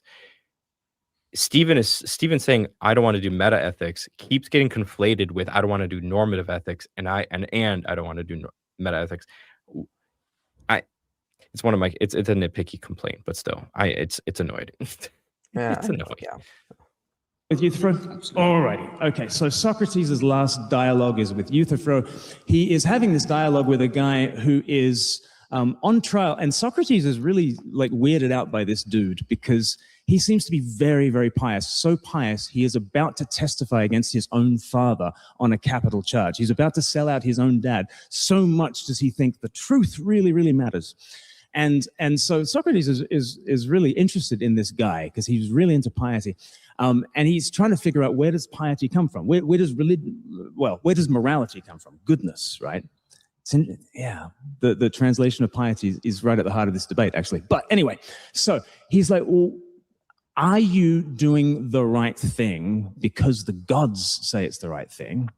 Or do the gods say it's the right thing, and therefore it is like, is it arbitrary that the gods just point to something and they just arbitrarily call truth-telling is good, but also they might say hopping on one foot on a Tuesday is also arbitrarily good? Like, is it just so arbitrary that the gods, or is goodness so outside of the gods that they just must shrug their shoulders and just say, oh, there's an independent thing out there called goodness, right? Would you agree that that's kind of the dilemma? Yeah, The so horns of the dilemma? to rephrase it, just so that maybe there's another angle, it's, does God command you to do something because it is good, which means he's referring to something external to himself? Or is goodness just defined as whatever God says? So if God commanded you to murder children, then that's what goodness is. Right. And the answer that's typically given, Well, Plato's, who's writing down Socrates' thing, I mean, Plato's answer is that God is goodness, right? And that he kind of refuses the dilemma. That's been the most ancient answer to the Euthyphro dilemma, actually. It probably doesn't sound very satisfying to most people sitting in this room. God is goodness, what does that mean? But interestingly, it was Christians talking to Platonists that actually got a lot of traction, because they were basically saying, look, I know you guys don't think that the squabbling deities who are, pointing to goodness and evil, that they are actually good. I know you don't believe that. But you Platonists, you seem to believe that there is a goodness above the squabbling deities. Let me tell you the name of that God, a God who is love, right? And they said, look, Father, Son, and Holy Spirit bound together as a community of love, their life is love, right? So God is goodness in the sense that, well, God is love and goodness is love, right? And this is the kind of world that Christians say we live in. We live in a world that's been made by love, shaped by love, determined for love, and to violate that love, that is the essence of what evil kind of is. So there's something about the Euthyphro dilemma and some of the moves that I make. so is it that you're saying that it's a false dichotomy? Yeah, I think So from what- so- Plato so- onwards, people have been refusing the dilemma. So straight up, what is the answer? So straight up, the answer is God is love, right? Which And- is the first one. God defines it because he is love. If God commands us to go and murder children as he does No, with but the God is conquest love. of Canaan, But God is love, right? but this is the point. If you Right. define him as love, whatever he commands is love. So when the conquest of No, no, no. Canaan comes up, No, because okay, show me how it's different. Because the persons of the Trinity are equiprimordial. My favorite word. Go and look it up later. That's the. The one thing I just can't, I'm still getting about Stephen is he's just critiquing Christianity. He's critiquing the Bible with the ethics he got from the Bible. Like that's just, the genocide is wrong. Slavery is wrong. Why do you think that? The ancient Babylonians didn't. The Canaanites didn't. The Greeks didn't. Oh, it's because of Christianity. Then you take those views and you cherry pick the Bible and say, well, the Bible is wrong for this, without taking things in context. Like it's over and over again. I find that fascinating that Christianity has created such a world now that we take for granted. We do not realize we are using the very ethics and the thinking we got from Christianity. And then the atheists take that thinking, don't realize where it come from, and then they use it to attack the Bible, not realizing they're getting that from the Bible, which means they don't understand the Bible or understand what the Bible is telling us. It's not telling us what the Israelites did, as people like, what's his name? Jeffrey Tripp in Flood and Fury. Is that right? No, Matthew Lynch. Yeah, sorry, I don't know where that name came from, but Tripp is the guy that was on Myth Vision one time arguing. Yeah, I don't know against- why my brain, it just fumbles things around, but you get the idea. Like as Matthew Lynch points out, like this is the Bible is not saying what the Israelites were doing under Joshua was God's ideal. Like you're taking things out of context. Yeah. People forget that it was the Israelites that asked to haram the Canaanites. They wanted to be put in this place. And it's a polemic. The Bible is basically saying that this was done to show the rest of humanity it's bad when God tries to step in, when man tries to step in and do something that only God should be doing, which is judging and executing judgment. Like this was not what was the best path forward, but God allows us to participate in reality to move things forward. And you combine it with the fact that a lot of what's going in the accounts of Joshua as well, it's hyperbole, it's hagiographic hyperbole, in that they're not actually slaughtering every single living thing. I mean, it's you get a very good picture of what's going on there. There is no first and second in terms of the life of God. The threeness of God in their mutual love for one another and the oneness of God in terms of his being are fundamentally identical in eternity, right? Glenn, to say that they're fundamentally the same is to make the point that I'm making. is to say that what God commands or what God is just arbitrarily what morality is. Are you mistaking me for a divine command ethicist? Because I'm not a divine command. This is, again, Stephen, 2010 called. They want their new atheism back. What is going on here? It's This is what I meant by I felt really bad for Glenn, because it's like, yeah, you got to actually break everything down. Sorry, go ahead. No, you're good. Like, if I'm Glenn, I'm sitting there thinking, what the heck, dude? Like, Steven, you've been hopefully learning and studying this stuff for at least 10 years. How is this where we're going? Oh, absolutely. But you got to break all this stuff down. God is not arbitrary. He's picturing God as a giant man on a cloud who is just arbitrarily deciding stuff. Like, God's being is far beyond human beings. He's not a giant human. Sorry, Mormons. He's not. You have to, like, break things. There you go. Yeah, you're catching up. You have to break things down. What actually is moral goodness? Let's start there. Let's put God off to the side here for a second. Whatever you think God is. Okay. Let's start with what moral goodness is. Okay. So part of moral goodness is moral prescriptions that are objective. But prescriptions cannot exist in nature, which only has descriptions. Prescriptions only exist between minds. I can prescribe for you the task of watching my house while I'm out of town. I can prescribe for you that. That prescription exists between two minds. If there are objective prescriptions that are for us, that implies there is a mind that gives those objective prescriptions. That is the foundation of them. Take the moral ideal. If there's an objective moral ideal, you're going to picture a moral agent who always does the right thing. Okay? That implies that the objective moral ideal is personal or sentient in nature. So when we start to study what moral goodness is, it's personal in and of itself. We have moral guilt. It doesn't make sense to feel guilt because we violated some abstract principle. Moral guilt makes far more sense if the moral goodness is personal in nature, because you experience guilt between two agents again. So the very ontology of what moral goodness is personal or sentient in nature. Okay, that's what we call God. So it's not so much that goodness is grounded in God as something separate or distinct. It's goodness is God. It's like finding out water is H2O. They mean the same thing. Same thing with this. I thought we were past this. No. Back in 2012. All right, I'm bored with this. Let's move on. Is there anything else you want to play? Is there anything you want to play that we've not played yet? Not really. There wasn't like anything like too interesting happening in this debate. It was mainly just like Steven being a poop poop. You hear that, Glenn? Make your debates more interesting. You heard it from Than. He thinks it's not Glenn's fault. It's not Glenn's fault. He's blaming you entirely. Really, I'm just translating for you, for your British accent and your British mind. No, honestly, if I was Glenn, I would have, if I would have been approached with this debate prompt, I would have been like, this is a stupid debate prompt. What is this? And I would have asked for something much more specific that Steven would actually have to defend and not be able to get away with these shenanigans. I'm gonna go full screen for this. If I was Glenn, I'd be very disappointed in myself. Why am I living in London? Move to America, to a proper country. Okay. That's your first mistake right there, Glenn. I know you're watching. Why are you living over there? That place sucks. Come here. There. I said my piece. I want you to go on in and I want you to murder all of the Okay, this is again the conquest. All of the women. Let me move ahead because we already addressed the conquest stuff. I don't need to hear this crap again. Completely. Oh, and don't intermarry with them afterwards. Like, don't intermarry with who afterwards. The militaristic hyperbole was well understood in the... Yeah, this is another good thing he brings up about Joshua. Like, why is God saying don't intermarry with the Canaanites if they were annihilated? Like, it's militaristic hyperbole or hagiographic hyperbole.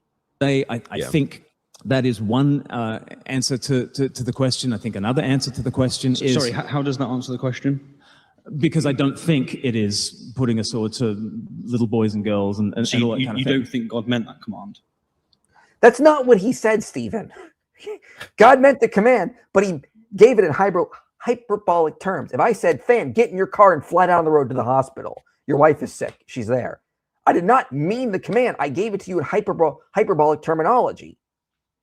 Like this, notice the dichotomy you get with new atheists. Either you agree with me on my absurd interpretation or you reject it entirely. Pick the goodness. Just listen to his like stupid. Stephen, this is stupid. This is stupid. Oh, so God didn't mean what he said. Do you know how to read like ancient literature, or are you honest? Like, are you honestly just this much of a dishonest quack, or are you this much of like an ignorant quack? That retort really pissed me off. Sorry, it's just like, come on. Yeah, Stephen is being a poop. Okay. Fan, March 9th, 2026. I think there are idioms and the way of understanding ancient texts So he is to understand how language is used. sets rules. He tells you to go and do this. And then, in the same way that a sports team might wipe the floor with another sports team, that doesn't mean that they literally wipe the floor with another sports team. You understand the idiom, I understand the idiom. Do you do this when you go with- back 3,000 years? Yeah. Do you do this with Leviticus as well, with slaves? When it says you can have do what? slaves, get them from the lands around you, Leviticus 25, pass them down as property. I don't know what I do with Leviticus 25. But But why don't you take it as actually your church is taking it for almost all of So another thing to keep about is with this, again, he's misunderstanding the culture here as well. The Mosaic Law is not a law code like we think of it today. It's a treatise on judicial wisdom. Code of Hammurabi, treatise on judicial wisdom. Historians debate about what was the purpose of these law codes, these treatises, but everyone agrees they were not like modern law codes. They were meant to teach justice, basically, through examples or hypotheticals, or to just display the wisdom of the king. No one went to the Code of Hammurabi to figure out like minimal sentences. Like same with the Torah even. That's not the way it was originally intended. So this doesn't work for a number of reasons. all of its history. Well, what I do with 7th century, did they stop it then? Slavery, so wait, Christianity. would you have stopped slavery in the 7th century, and if so, on what grounds? You see, this is so peculiar. I'm just asking whether or not Christianity did it in the 4th, the 5th, the 6th, the 7th. It didn't. 8th, no. 9th, no. Around about 10th, no. All right, Stephen, I've had enough. We're just gonna have to play a video. Why is he being such a schmuck? It's a good question. So, where do I want to start this? That smug face that he had. Oh, it's just really interesting. I really don't like Stephen.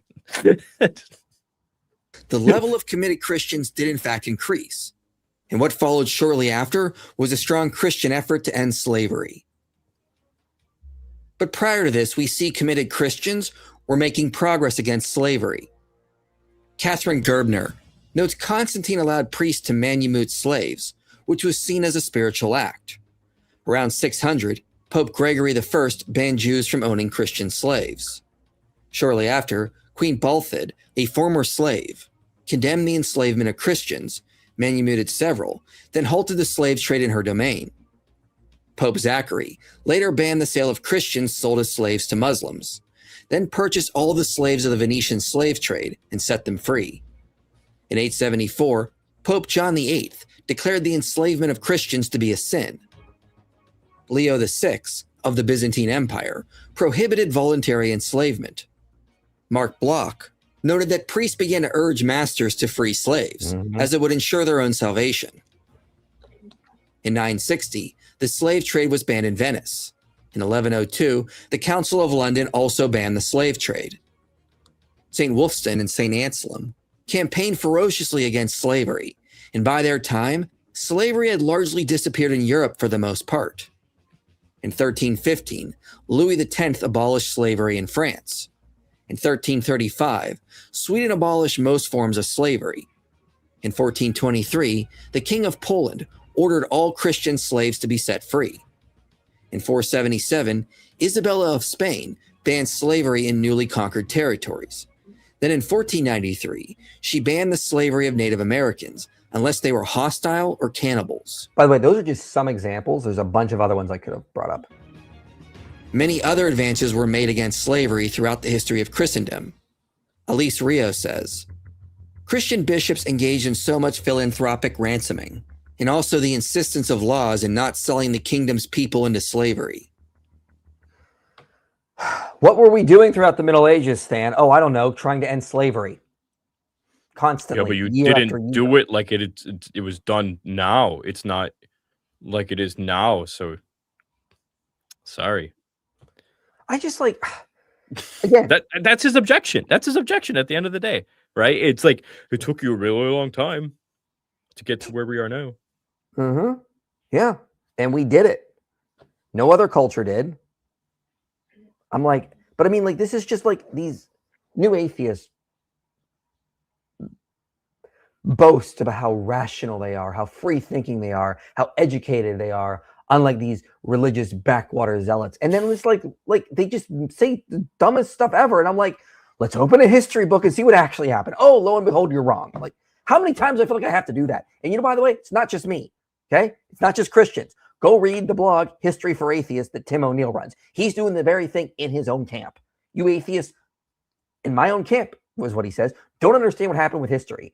And we're going to get to another example soon with Galileo, because we're going to hear that nonsense. I keep forgetting he says more and more stupid stuff. Sorry, what'd you say? I said I keep forgetting that he says more and more stupid stuff. Yeah, let's go to that. I want to go to the Galileo thing now. I just remembered it, so it pissed me off. Fighting most against science.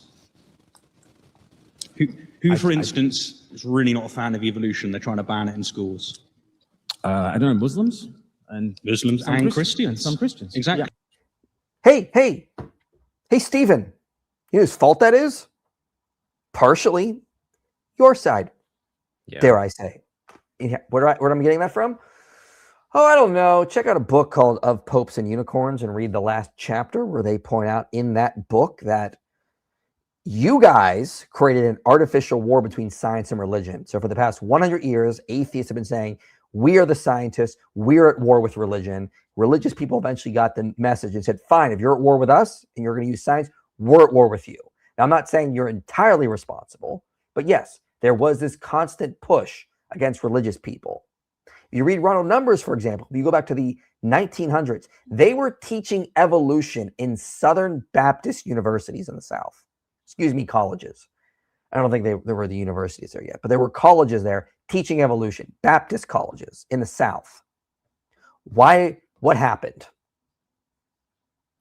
Well, a couple things. For one, a lot of Nietzscheism was pushed alongside evolution. That scared Christians. Another thing happened is, again, a lot of these atheistic thinkers were saying, yes, we're the scientists, science is on our side, and we're at war with religion. So they created an artificial war. Check out a video I did called Is Christianity Anti-Science? I give some of that data there as well. But also check out that last chapter of Popes and Unicorns. Yeah, they talk about it. It's been a while since I read that. It's a great book. And they also point out as well, this artificial war has actually pushed a lot of minorities and women out of the scientific field. Because women and minorities tend to be more religious, and they don't feel like they can go into science because of that. Just some interesting tidbits there. Atheists hate women. This is the sorry. Exactly, right? Because some Muslims and some Christians. Who is it that imprisoned Galileo? Partly because of what he had to say about a scientific theory. Yeah. Who is it? The greatest patron of the scientific method up until that moment. Thank you. Yes. Okay, oh my goodness. So, okay. Everything I've learned about Galileo, I've been learning from Tim O'Neill and Tony Christie, as well as some others as well, like James Ungariano. I'm trying to think of James Hannam as well. Okay, so this is a complicated history. Historians still debate about this. If I get stuff wrong, my apologies. This is a complicated history. Galileo was not imprisoned for doing science or pushing a scientific theory. He was imprisoned because the Pope asked him to write a book, and Galileo didn't write that book. He wrote the book he wanted to write, the dialogue. What is the official name? Let me get that up so I don't butcher it. the dialogue concerning the two chief world systems. So the Pope at the time was friends with Galileo. And Galileo, I'm getting this from the historian Tony Christie. He says, at the time, Galileo was talking to the Pope one day, and he said, the Protestants are making fun of us because they don't think we can discuss these different theories about the way the universe works. Heliocentrism versus geocentrism versus like a Tychonian model. They're making fun of us for that. So the Pope says to Galileo, all right, write a book and just explore all the different ideas. Explore the different ideas here. But treat them all equally. Treat them all as different hypotheses, not as a theory, which at that time would have been understood as if it's a proven fact. So you cannot treat one as a proven fact. Galileo goes away and writes the dialogue concerning the two chief world systems. He doesn't write it in Latin. He writes it in Italian because this was a book for popular level people. He wanted this to be a popular level book. And in the book, he basically sets up a dichotomy between the Copernican model and like the Ptolemaic model. Doesn't talk about the other models out there, like the Tychonian model. There was even another model at the time as well. That's name is escaping me. I talked about it when I had Tony Christie on the channel like a year or so ago, which is a great interview if you guys want to check that out. So, can you hear that noise in the background? Yeah, but don't worry about it. It's like very, very faint. Okay, so he writes this model. He writes this conversation between three people. One is arguing the Ptolemaic model. One is arguing the Copernican model. And then he tends to go through really bad arguments to show the Copernican model is true. One of his arguments is the argument of the tides. Galileo believed that the reason the tides happened had nothing to do with the moon. He called that like occultic witchcraft or something like that. He thought that what caused the tides was the Earth rotating and going around the sun and slushing. And he actually argues in the book that everyone knows the tides occur at the exact same time every day throughout the year, which is blatantly false. The tides are always moving based on the cycles of the moon. But that was one of Galileo's arguments. He made really, really bad arguments for the Copernican model. By the way, the Copernican model, you may not realize this, has never been science because it's false. There is no physics that could support a Copernican model. The only thing the Copernican model gets correct is that the sun is at the center of the solar system. But it argued that they go around the sun, the planets go around the sun in perfect circles. No physics can account for that. We had to use physics we got from Kepler and Newton to have a elliptical model. So we don't hold to a Copernican model today. We hold to a Keplerian model. Galileo didn't discuss that in the book either, mind you. So that was the problem. He treated Copernicanism as if it was a proven fact. He used really bad science. This book lands what we would call scientists, but they were like natural philosophers, experts that were in the church, looked at this and said it was absolute crap. The physics is absolute crap. The metaphysics is crap. The science is absolute crap. This is all crap. So he puts this out, and he does this right in the middle of a huge dispute happening, a political dispute happening by, I believe, different world powers at the time. And he puts this book out. He's the Pope's friend, and many of the political elites use this as an example to start attacking the Pope, saying he's weak. Look, he's weak. Look at what his friend is able to do. Puts out this book insulting him. So the Pope makes an example out of him. Oh, hey, you think I'm weak? Fine, I'll show you what I'll do to this guy. He disobeyed me. He didn't write the book. And by the way, if Galileo would have just stayed in Venice, the Venetians would have protected him. But he was such an arrogant SOB. He was like, no, I'll go to Rome and I'll prove my great theory. Then he gets there and gets crashed. And he's like, oh, crap. I should have stayed in Venice. Like, he was warned not to go there. Like, this was a political thing. He went against what the Pope was teaching. He did not write the book he should have written. He insulted the Pope throughout that book, indirectly, albeit. But this was not because he was preaching the science and the church was dogmatically holding to, geocentrism and they were so against it. No, the science at the time did not support Galileo, and it still doesn't to this day. The only thing he got right was that in that book was, the sun is the center of the solar system. But this idea that, he was pushing science and the church was like, no, our dogma says the earth has to be the center. Not true at all. When Kepler's work was shown to be scientifically accurate, the church was like, okay, well, you got the science to back you. But there was no physics that could support what Galileo was saying. Well, he was pushing a Copernican model. Did y'all learn something? Yeah, I did. I knew there was something off about the thing, but that story, I just never knew what the specifics were. Chat, if you did not know any of that history and you just learned something, put a 1 in the chat for me. I'm just curious if you guys resonated with that, if that was explained well. If you need some clarification, drop a super chat. I'd be interested to see. Nobody's following directions so far. There it is. There you go. There you go. So first two people were said, I learned something, and yeah. Good. Yeah, I mean, like this idea that what we're told is this myth is that Galileo was doing science and the church was against science. First of all, Galileo was a very committed Catholic. Let's be honest. He was not a secularist or an atheist or a deist or anything like that. Very committed Catholic. But what he was doing was polemical. It was to gain himself fame. And the church was like, you can't be pushing this Copernican model as if it's a proven fact when it just isn't. It absolutely isn't a proven fact. It's a hypothesis that's not supported by the science, let alone the crappy arguments you put in the dialogue. And they were right. Like the science at the time was on the church's side. It was not on Galileo's side, despite the way the new atheists spin this story. Talking to you, Alex O'Connor. Talking to you, Rationality Rules. I see you. If you guys want any more, History for Atheists has a big blog reply to Alex O'Connor on this issue because they've been doing this for years, taking the Galileo affair wildly out of context. Bothers me too. Yeah, I'm getting really tired of hearing the same, like, dying, regurgitated talking points from these guys at this point, to be honest with you. Because they've also just been corrected so many times.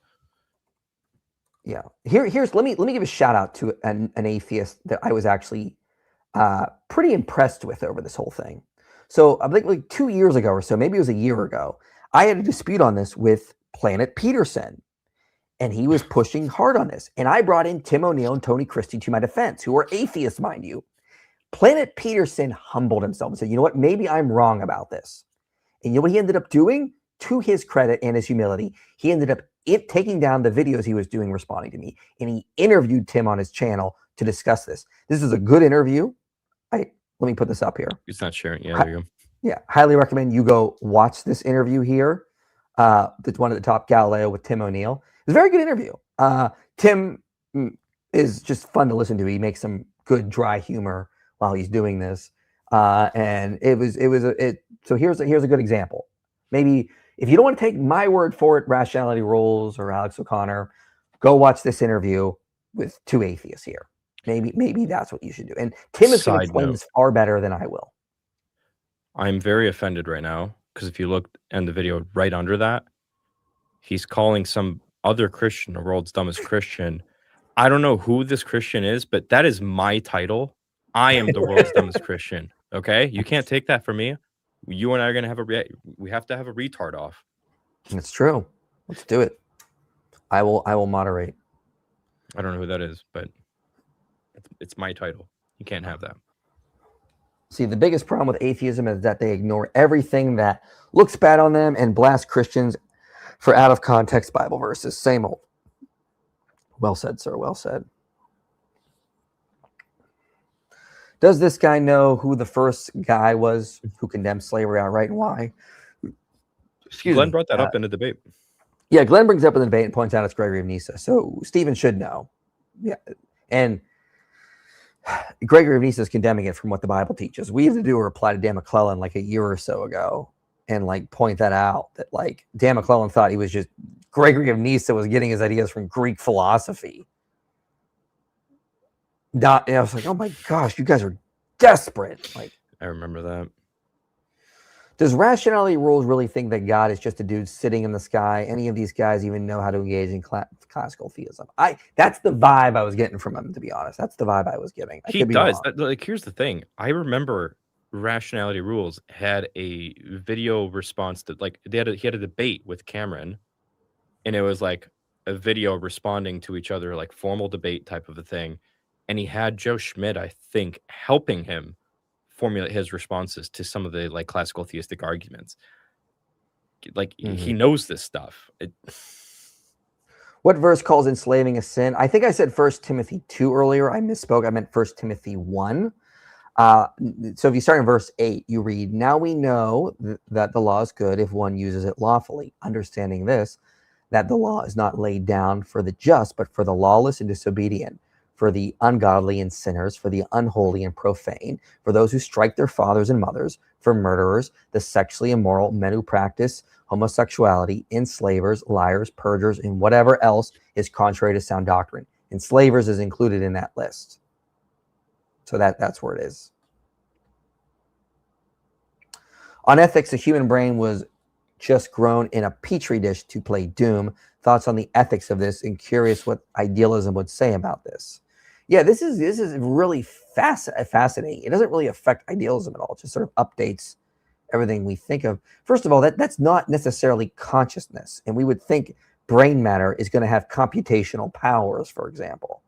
So, like we would say in idealism, the brain is what a conscious agent looks like in reality, and your whole body is by extension. So this could just be brain matter tapping into that universal consciousness, perhaps, or it's just mimicking it because it is a computational device that, because it could be left over from a conscious agent. You can reactivate that consciousness somehow, but it could just be another way to bring consciousness into the physical plane of existence. Like that would be totally consistent with an idealistic outlook. I hold to the opinion that the Old Testament was so radical at the time that any more of it would have failed. I think you're probably right in some ways, for sure. I could see that. It definitely was very radical, as people like Jean Bottero has pointed out. He says that Moses was revolutionary in his thinking. William Webb. Yeah. Fan, you're so interesting. Can I DM you?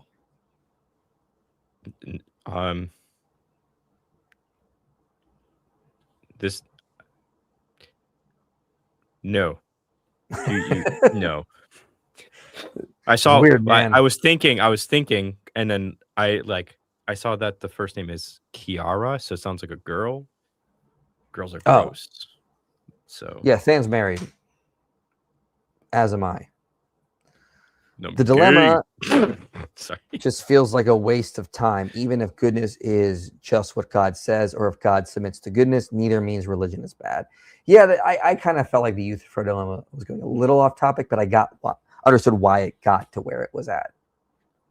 And they don't spend too much time on it.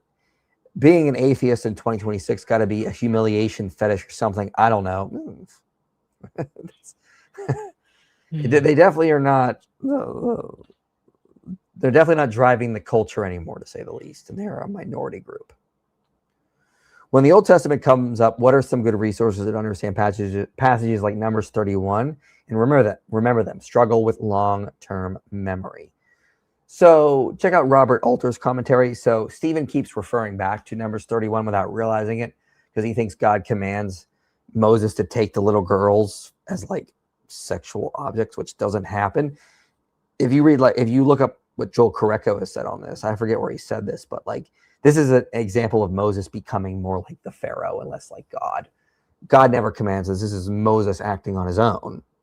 And it's meant to represent a bad thing that has happened, not something that's good. It's Moses is becoming a Pharaoh-like figure, basically. He's lived long enough to see himself become the villain, basically. I swear I hate Than. I'm touching grass right now. Too. But what? By the way, is Than trying to get Jack like Sijuwati?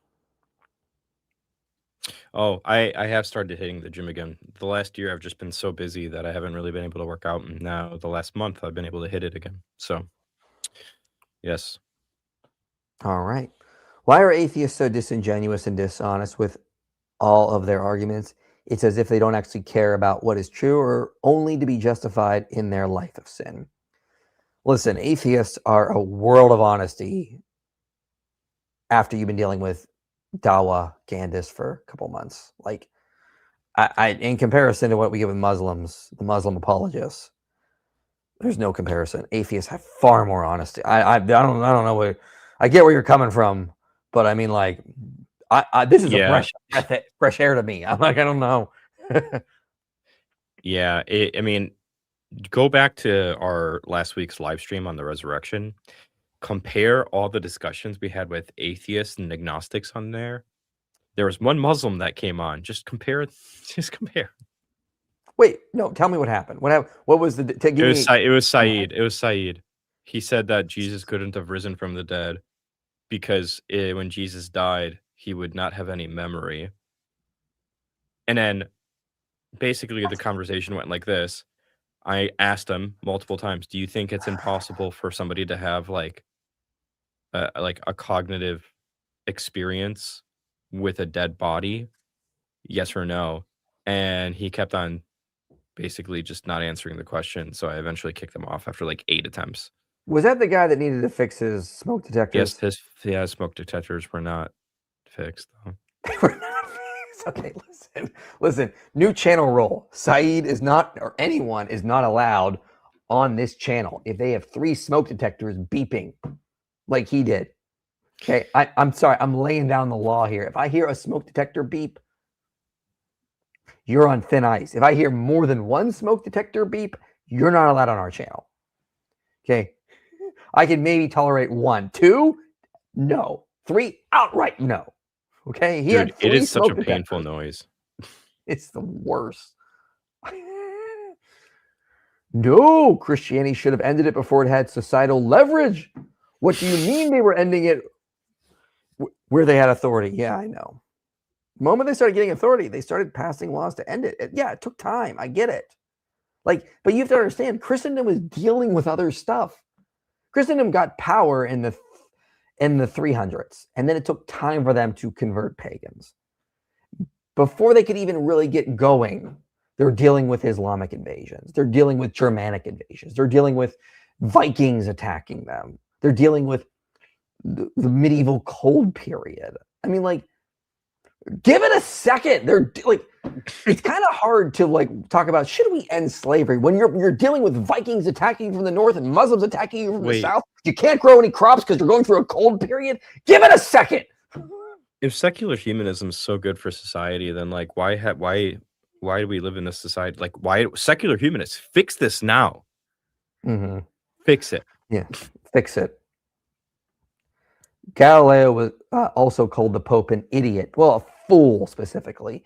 Then was put in a nice villa where he could do science for the rest of his life. Yeah, he was never really thrown into a prison cell, like, or tortured or anything like that.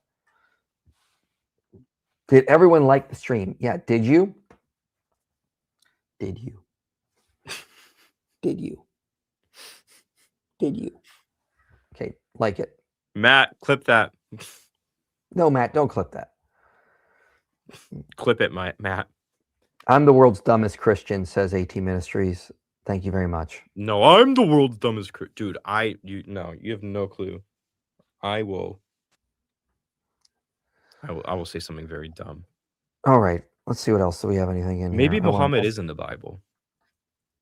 Here, let's see. Is this where he brings up Bruno? Because they owned all the resources. I'm not even listening to your stupid stuff, by the way. I'm just like, that's fine. It's not for you. Right, and they employed them in this novel thing that has been for the betterment of society. Thank you, religion. So religion doesn't poison everything. And as soon as it contradicted their doctrines, they burnt the people. Oh, okay. Oh, what are your views on Galileo? okay, there is no evidence of the church burning somebody for doing science because it contradicted their doctrines. They erroneously and wrongfully did burn people for heretical beliefs, not for doing science. At least get the history right. Yeah. I'm not saying Christians are perfect either, mind you. Because, I mean, essentially Galileo did not have proof for his heliocentrism, okay? Yes. And the church foolishly picked a side on a scientific debate. But they actually picked the side that was on the side of scientific consensus at the moment. They proved to be wrong, and so that's very regrettable that the church picked a side in that, and it's doubly regrettable because they picked the wrong side. But well, I mean, like, this is where I push back on Glenn. I think he's oversimplifying here. No, they were going against Galileo for his foolish activities, and they had every right to do that. I mean, like, this was a political thing. Should they have been involved in that? Probably not. But I mean, like, it wasn't like they picked the wrong side of a scientific debate. If anything, they probably picked the right side. Copernicanism is not an accurate model of the solar system, period. The only thing it gets one thing right. The sun is at the center. That's what it gets right. It does the rest of it, how the planets move, wrong. They picked, the side that they picked was the side that seemed to have the better data and have the better evidence. We all now know that Galileo was right, okay, because the data after the fact vindicated him. The church should never have, put him through the Inquisition and detained him like they did. That is a stain on the conscience of the church. I mean, it's barely. They put him in a house where he had his own private chef. Like, this is it's like, in a lot of ways, like, for what they were doing at the time, a lot of the attacks on the church are based on presentism. Okay, they weren't doing the stuff that they would be doing today. Yeah, but this is arguing from presentism. But thank God for consciences, thank God for sacred ideals that can be violated and pushed against. They have transgressed some sacred ideals. The people you should really fear are the ones who say there are no sacred ideals, just trust us. They are the people who, through French Revolution, through Russian Revolution, through Stalin, through Hitler, through Mao, through Pol Pot, those who are irreligious have brought about the greatest levels of coercion and inquisition. Glenn, I think I actually have a way to really see just how testable your hypothesis is. Can you name for me one? Hang on, I want to go to the Bruno thing. I think we missed just do the transcript and Control F for. I know where in these moments. They're being what killed, is every Glenn. other culture on the planet doing? They're being in these executed. centuries? They're Right? being executed because your religion is so loving and so tolerant and so sweet that they had to either hide who they were and operate as if they're Christian, or they were killed. They were ostracized from communities. They went the way of Giordano Bruno. Oh, for the love of God. Right. Okay, by the way, he's talking about, let's back up here. I haven't heard this argument around about in 8th, so long. 9th. Around about 8th, 9th in France, it starts to melt away with the sacramental long, slow burn of abolitionism. By the way, what are the irreligious doing in these moments? They're being what killed, is every Glenn. other culture on the planet doing? They're being in these executed. centuries? They're Right? being executed because your religion is so loving and so tolerant and so sweet that they had to either hide who they were and operate as if they're Christian, or they were killed. They were ostracized from communities. They went the way of Giordano Bruno. Right. Source. Where are these secular humanists running around medieval Europe? Like, what are we talking about here? Like this is like Mormon level arguments. Like, there was this true Mormon church that was hiding in the shadows for centuries, and then they finally had a community when Joseph Smith came around. It's like the same thing. Yeah, there were these secular humanist, atheist, irreligious folk running around hiding because the church was hunting them down, killing them. The church couldn't even get people to go to church. Like, this was a huge problem.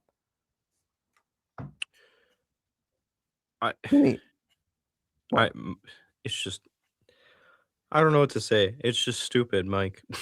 Let me put my video back up here. So, again, highly recommend people watch this video, How Christianity Ended Slavery.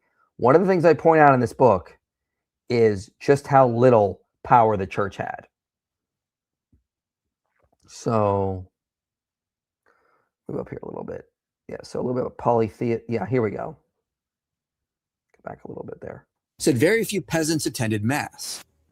In the 1500s and 1600s, it was reported that churches were often empty. Even at the founding of the United States, only 17% of the population belonged to a church. Michael Walzer said, medieval society was largely composed of non-participants.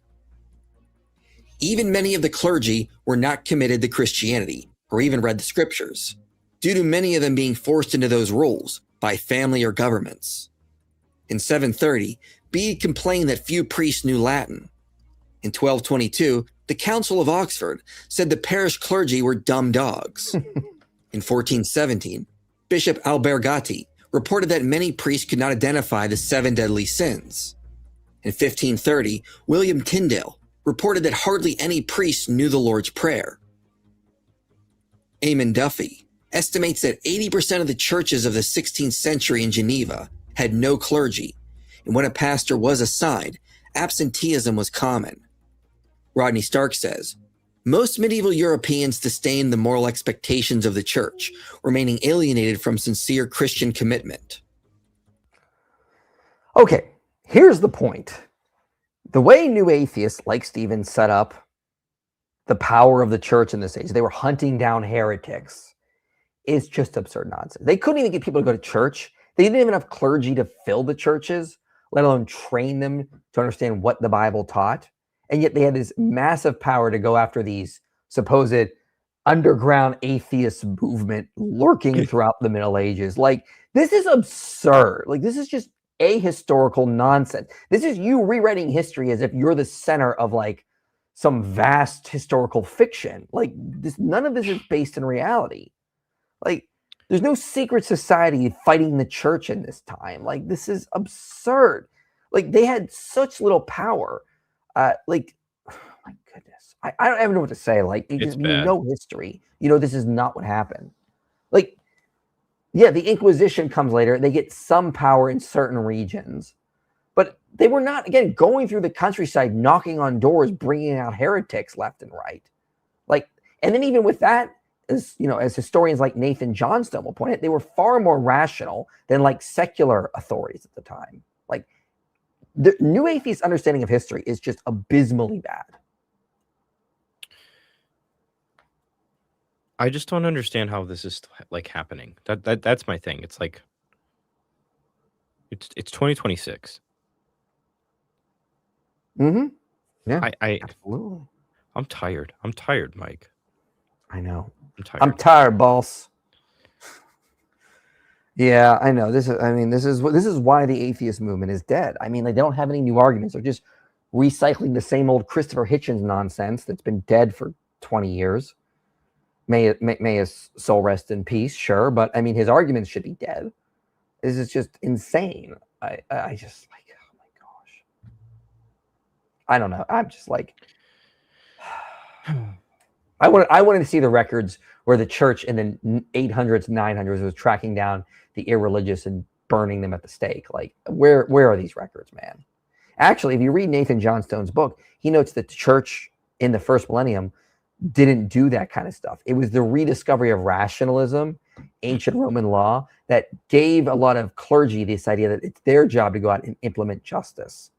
And he says it was this rekindling of rationalism that moved the church in the direction towards things like the Inquisition that did not come from Christian doctrine directly.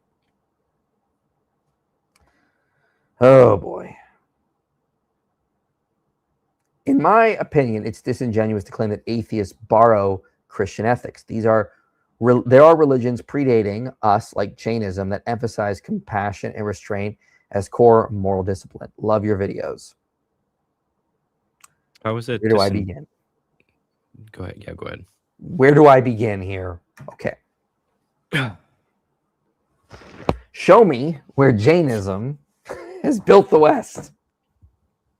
No one is saying these ideas, there were not people that were empathetic before Christianity. No one is saying that no one was loving before Christianity. No one's saying these ideas came about in other cultures.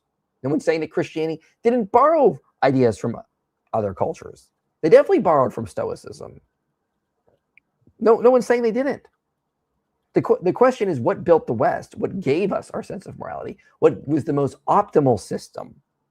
And if you go to like Tom Holland's, he notes that Christianity sort of took ideas from different cultures and it built the best system that gave rise to the West.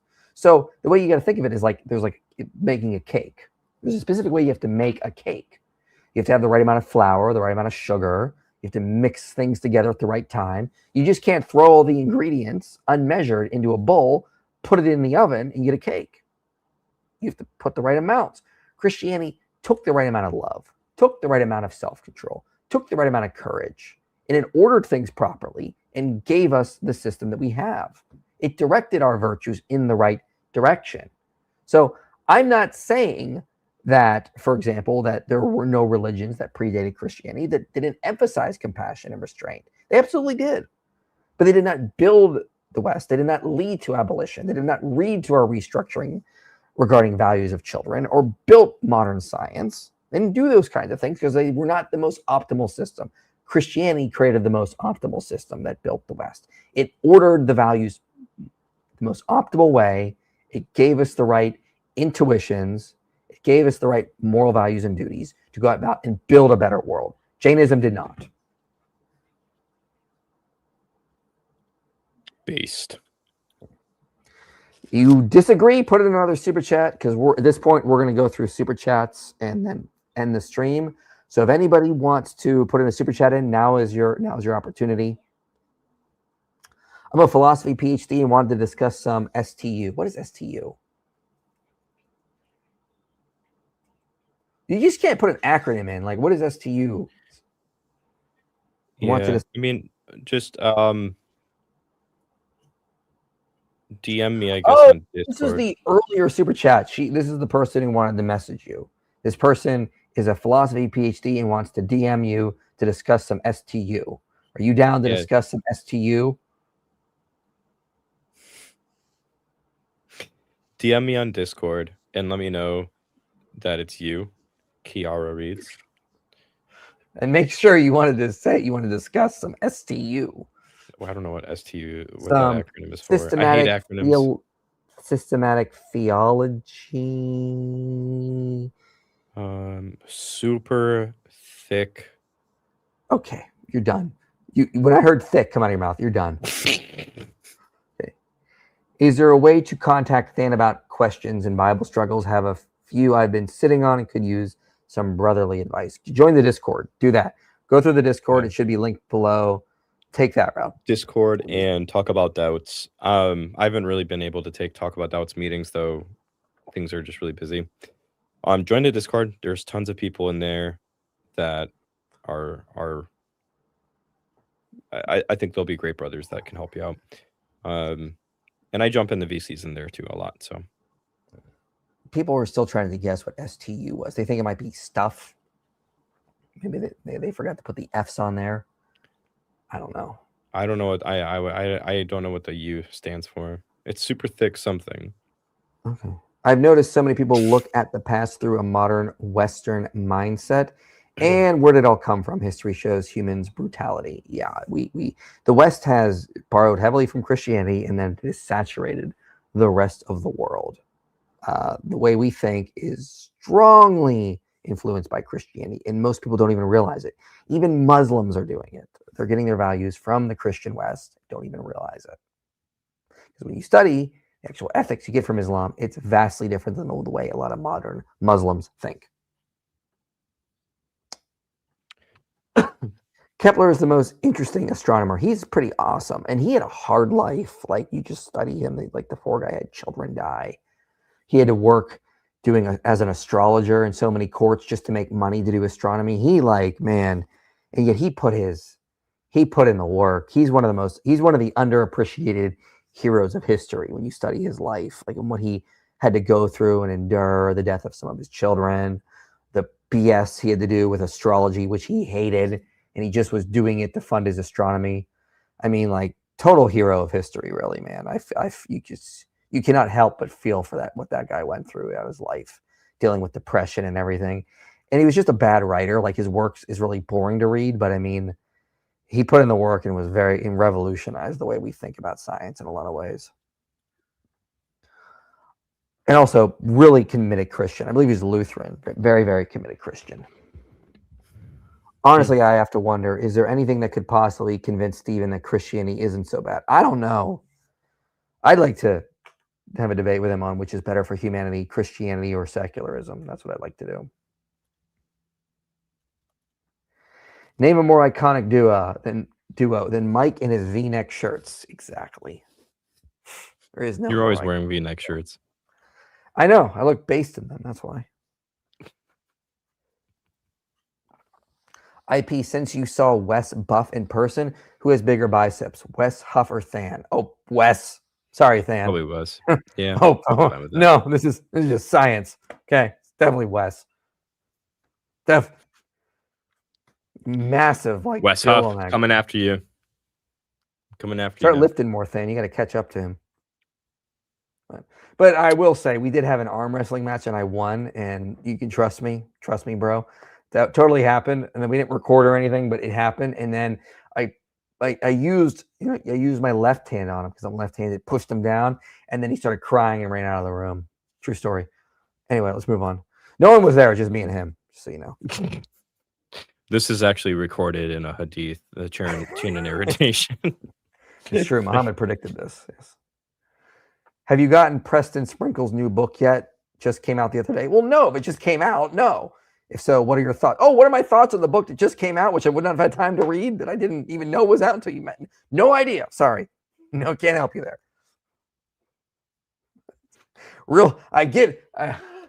I love your charisma and sense of hope, but there's no way you're my first hearing of the new book. I don't even know what it's about. So hope you enjoy it.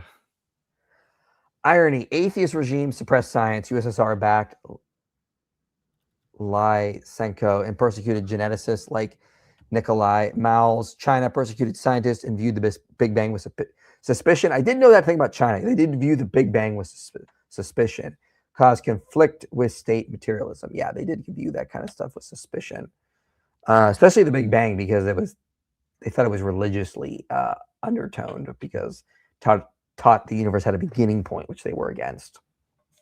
So yeah, I did know that. I don't know about the other stuff though. I need to look more into that. STU stands for super thick udders.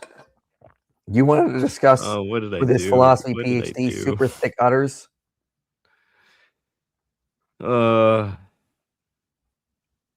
Sure. Why not? Let's do it. This is not a super chat, but I'm going to read this because it's a fact. Mike has the strength of 30 men. This is a fact that you just need to accept because it's just true. Who would even doubt this obvious fact?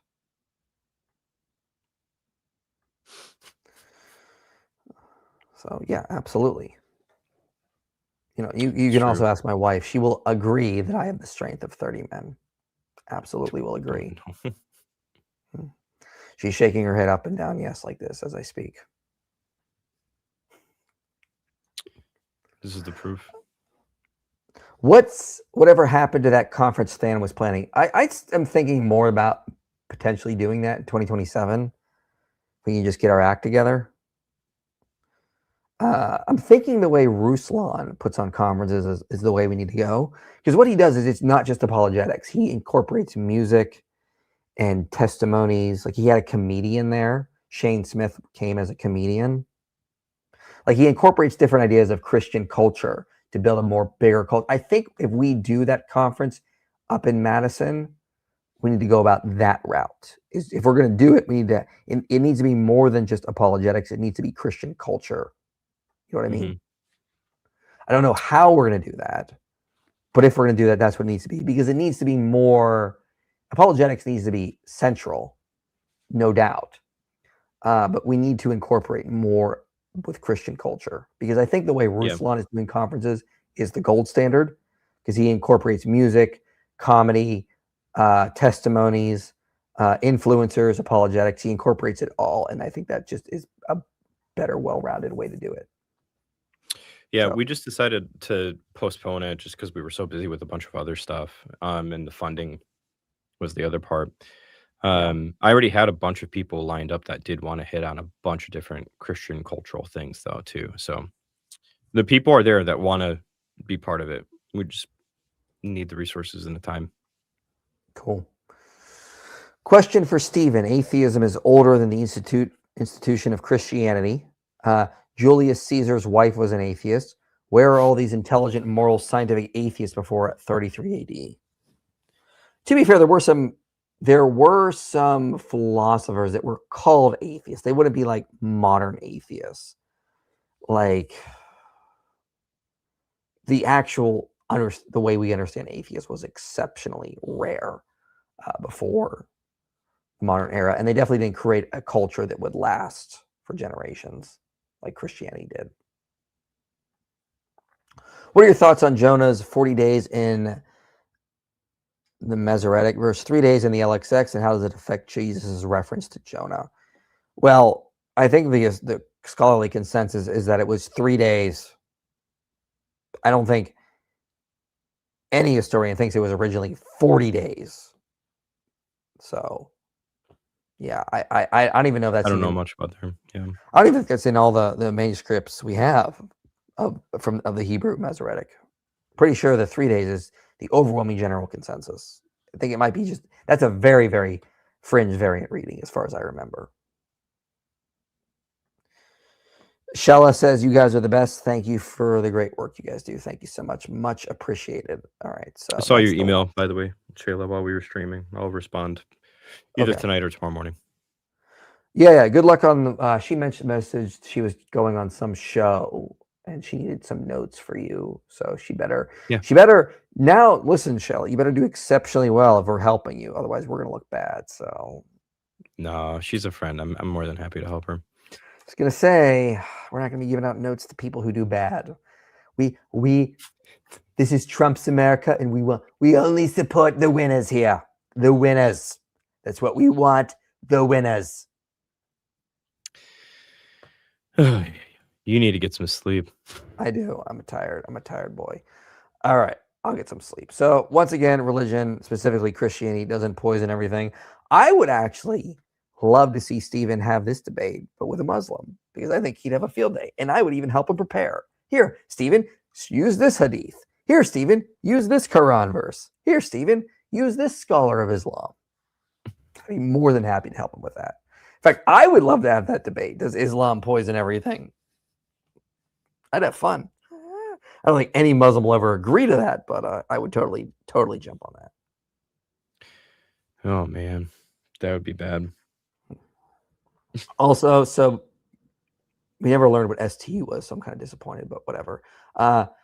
Just so you guys know, if anyone can please consider becoming a monthly donor, the link is below. We do need more monthly supporters right now. We did lose a big donor and a couple other donors recently. So if anybody can help chip in monthly to make up for that, we need that for our monthly funding. That'd be most appreciative. Please consider donating. The link is below. If a couple of you guys just gave us like $20 a month, like 10 of you, we'd be making up a lot of what we lost. So really, we probably need like 20 to give 20 a month to make up what we're losing, what we've lost. Because I'm just going to tell you where we're at right now. So if any of you guys can do that, that'd be most appreciative. And who can't afford $20 a month, we would really, really appreciate that. So just consider donating below. And with that, I'll close this out. I should be home by Thursday, and we'll be live doing a call-in show. We'll figure out what we're doing. Cool. Awesome. So get ready for our awesome call-in show. Cool. All right, Than's hungry. We're closing this out. Bye. You made it to the end of this video, which means this message matters to you. If you want to see more content like this reaching people for Christ, you can help make it happen. Your support makes these videos possible. Click the link below and donate today. And if you want to go even deeper, consider joining our Patreon community. You'll get early access to videos, behind-the-scenes content, and a place to connect with others passionate about this mission.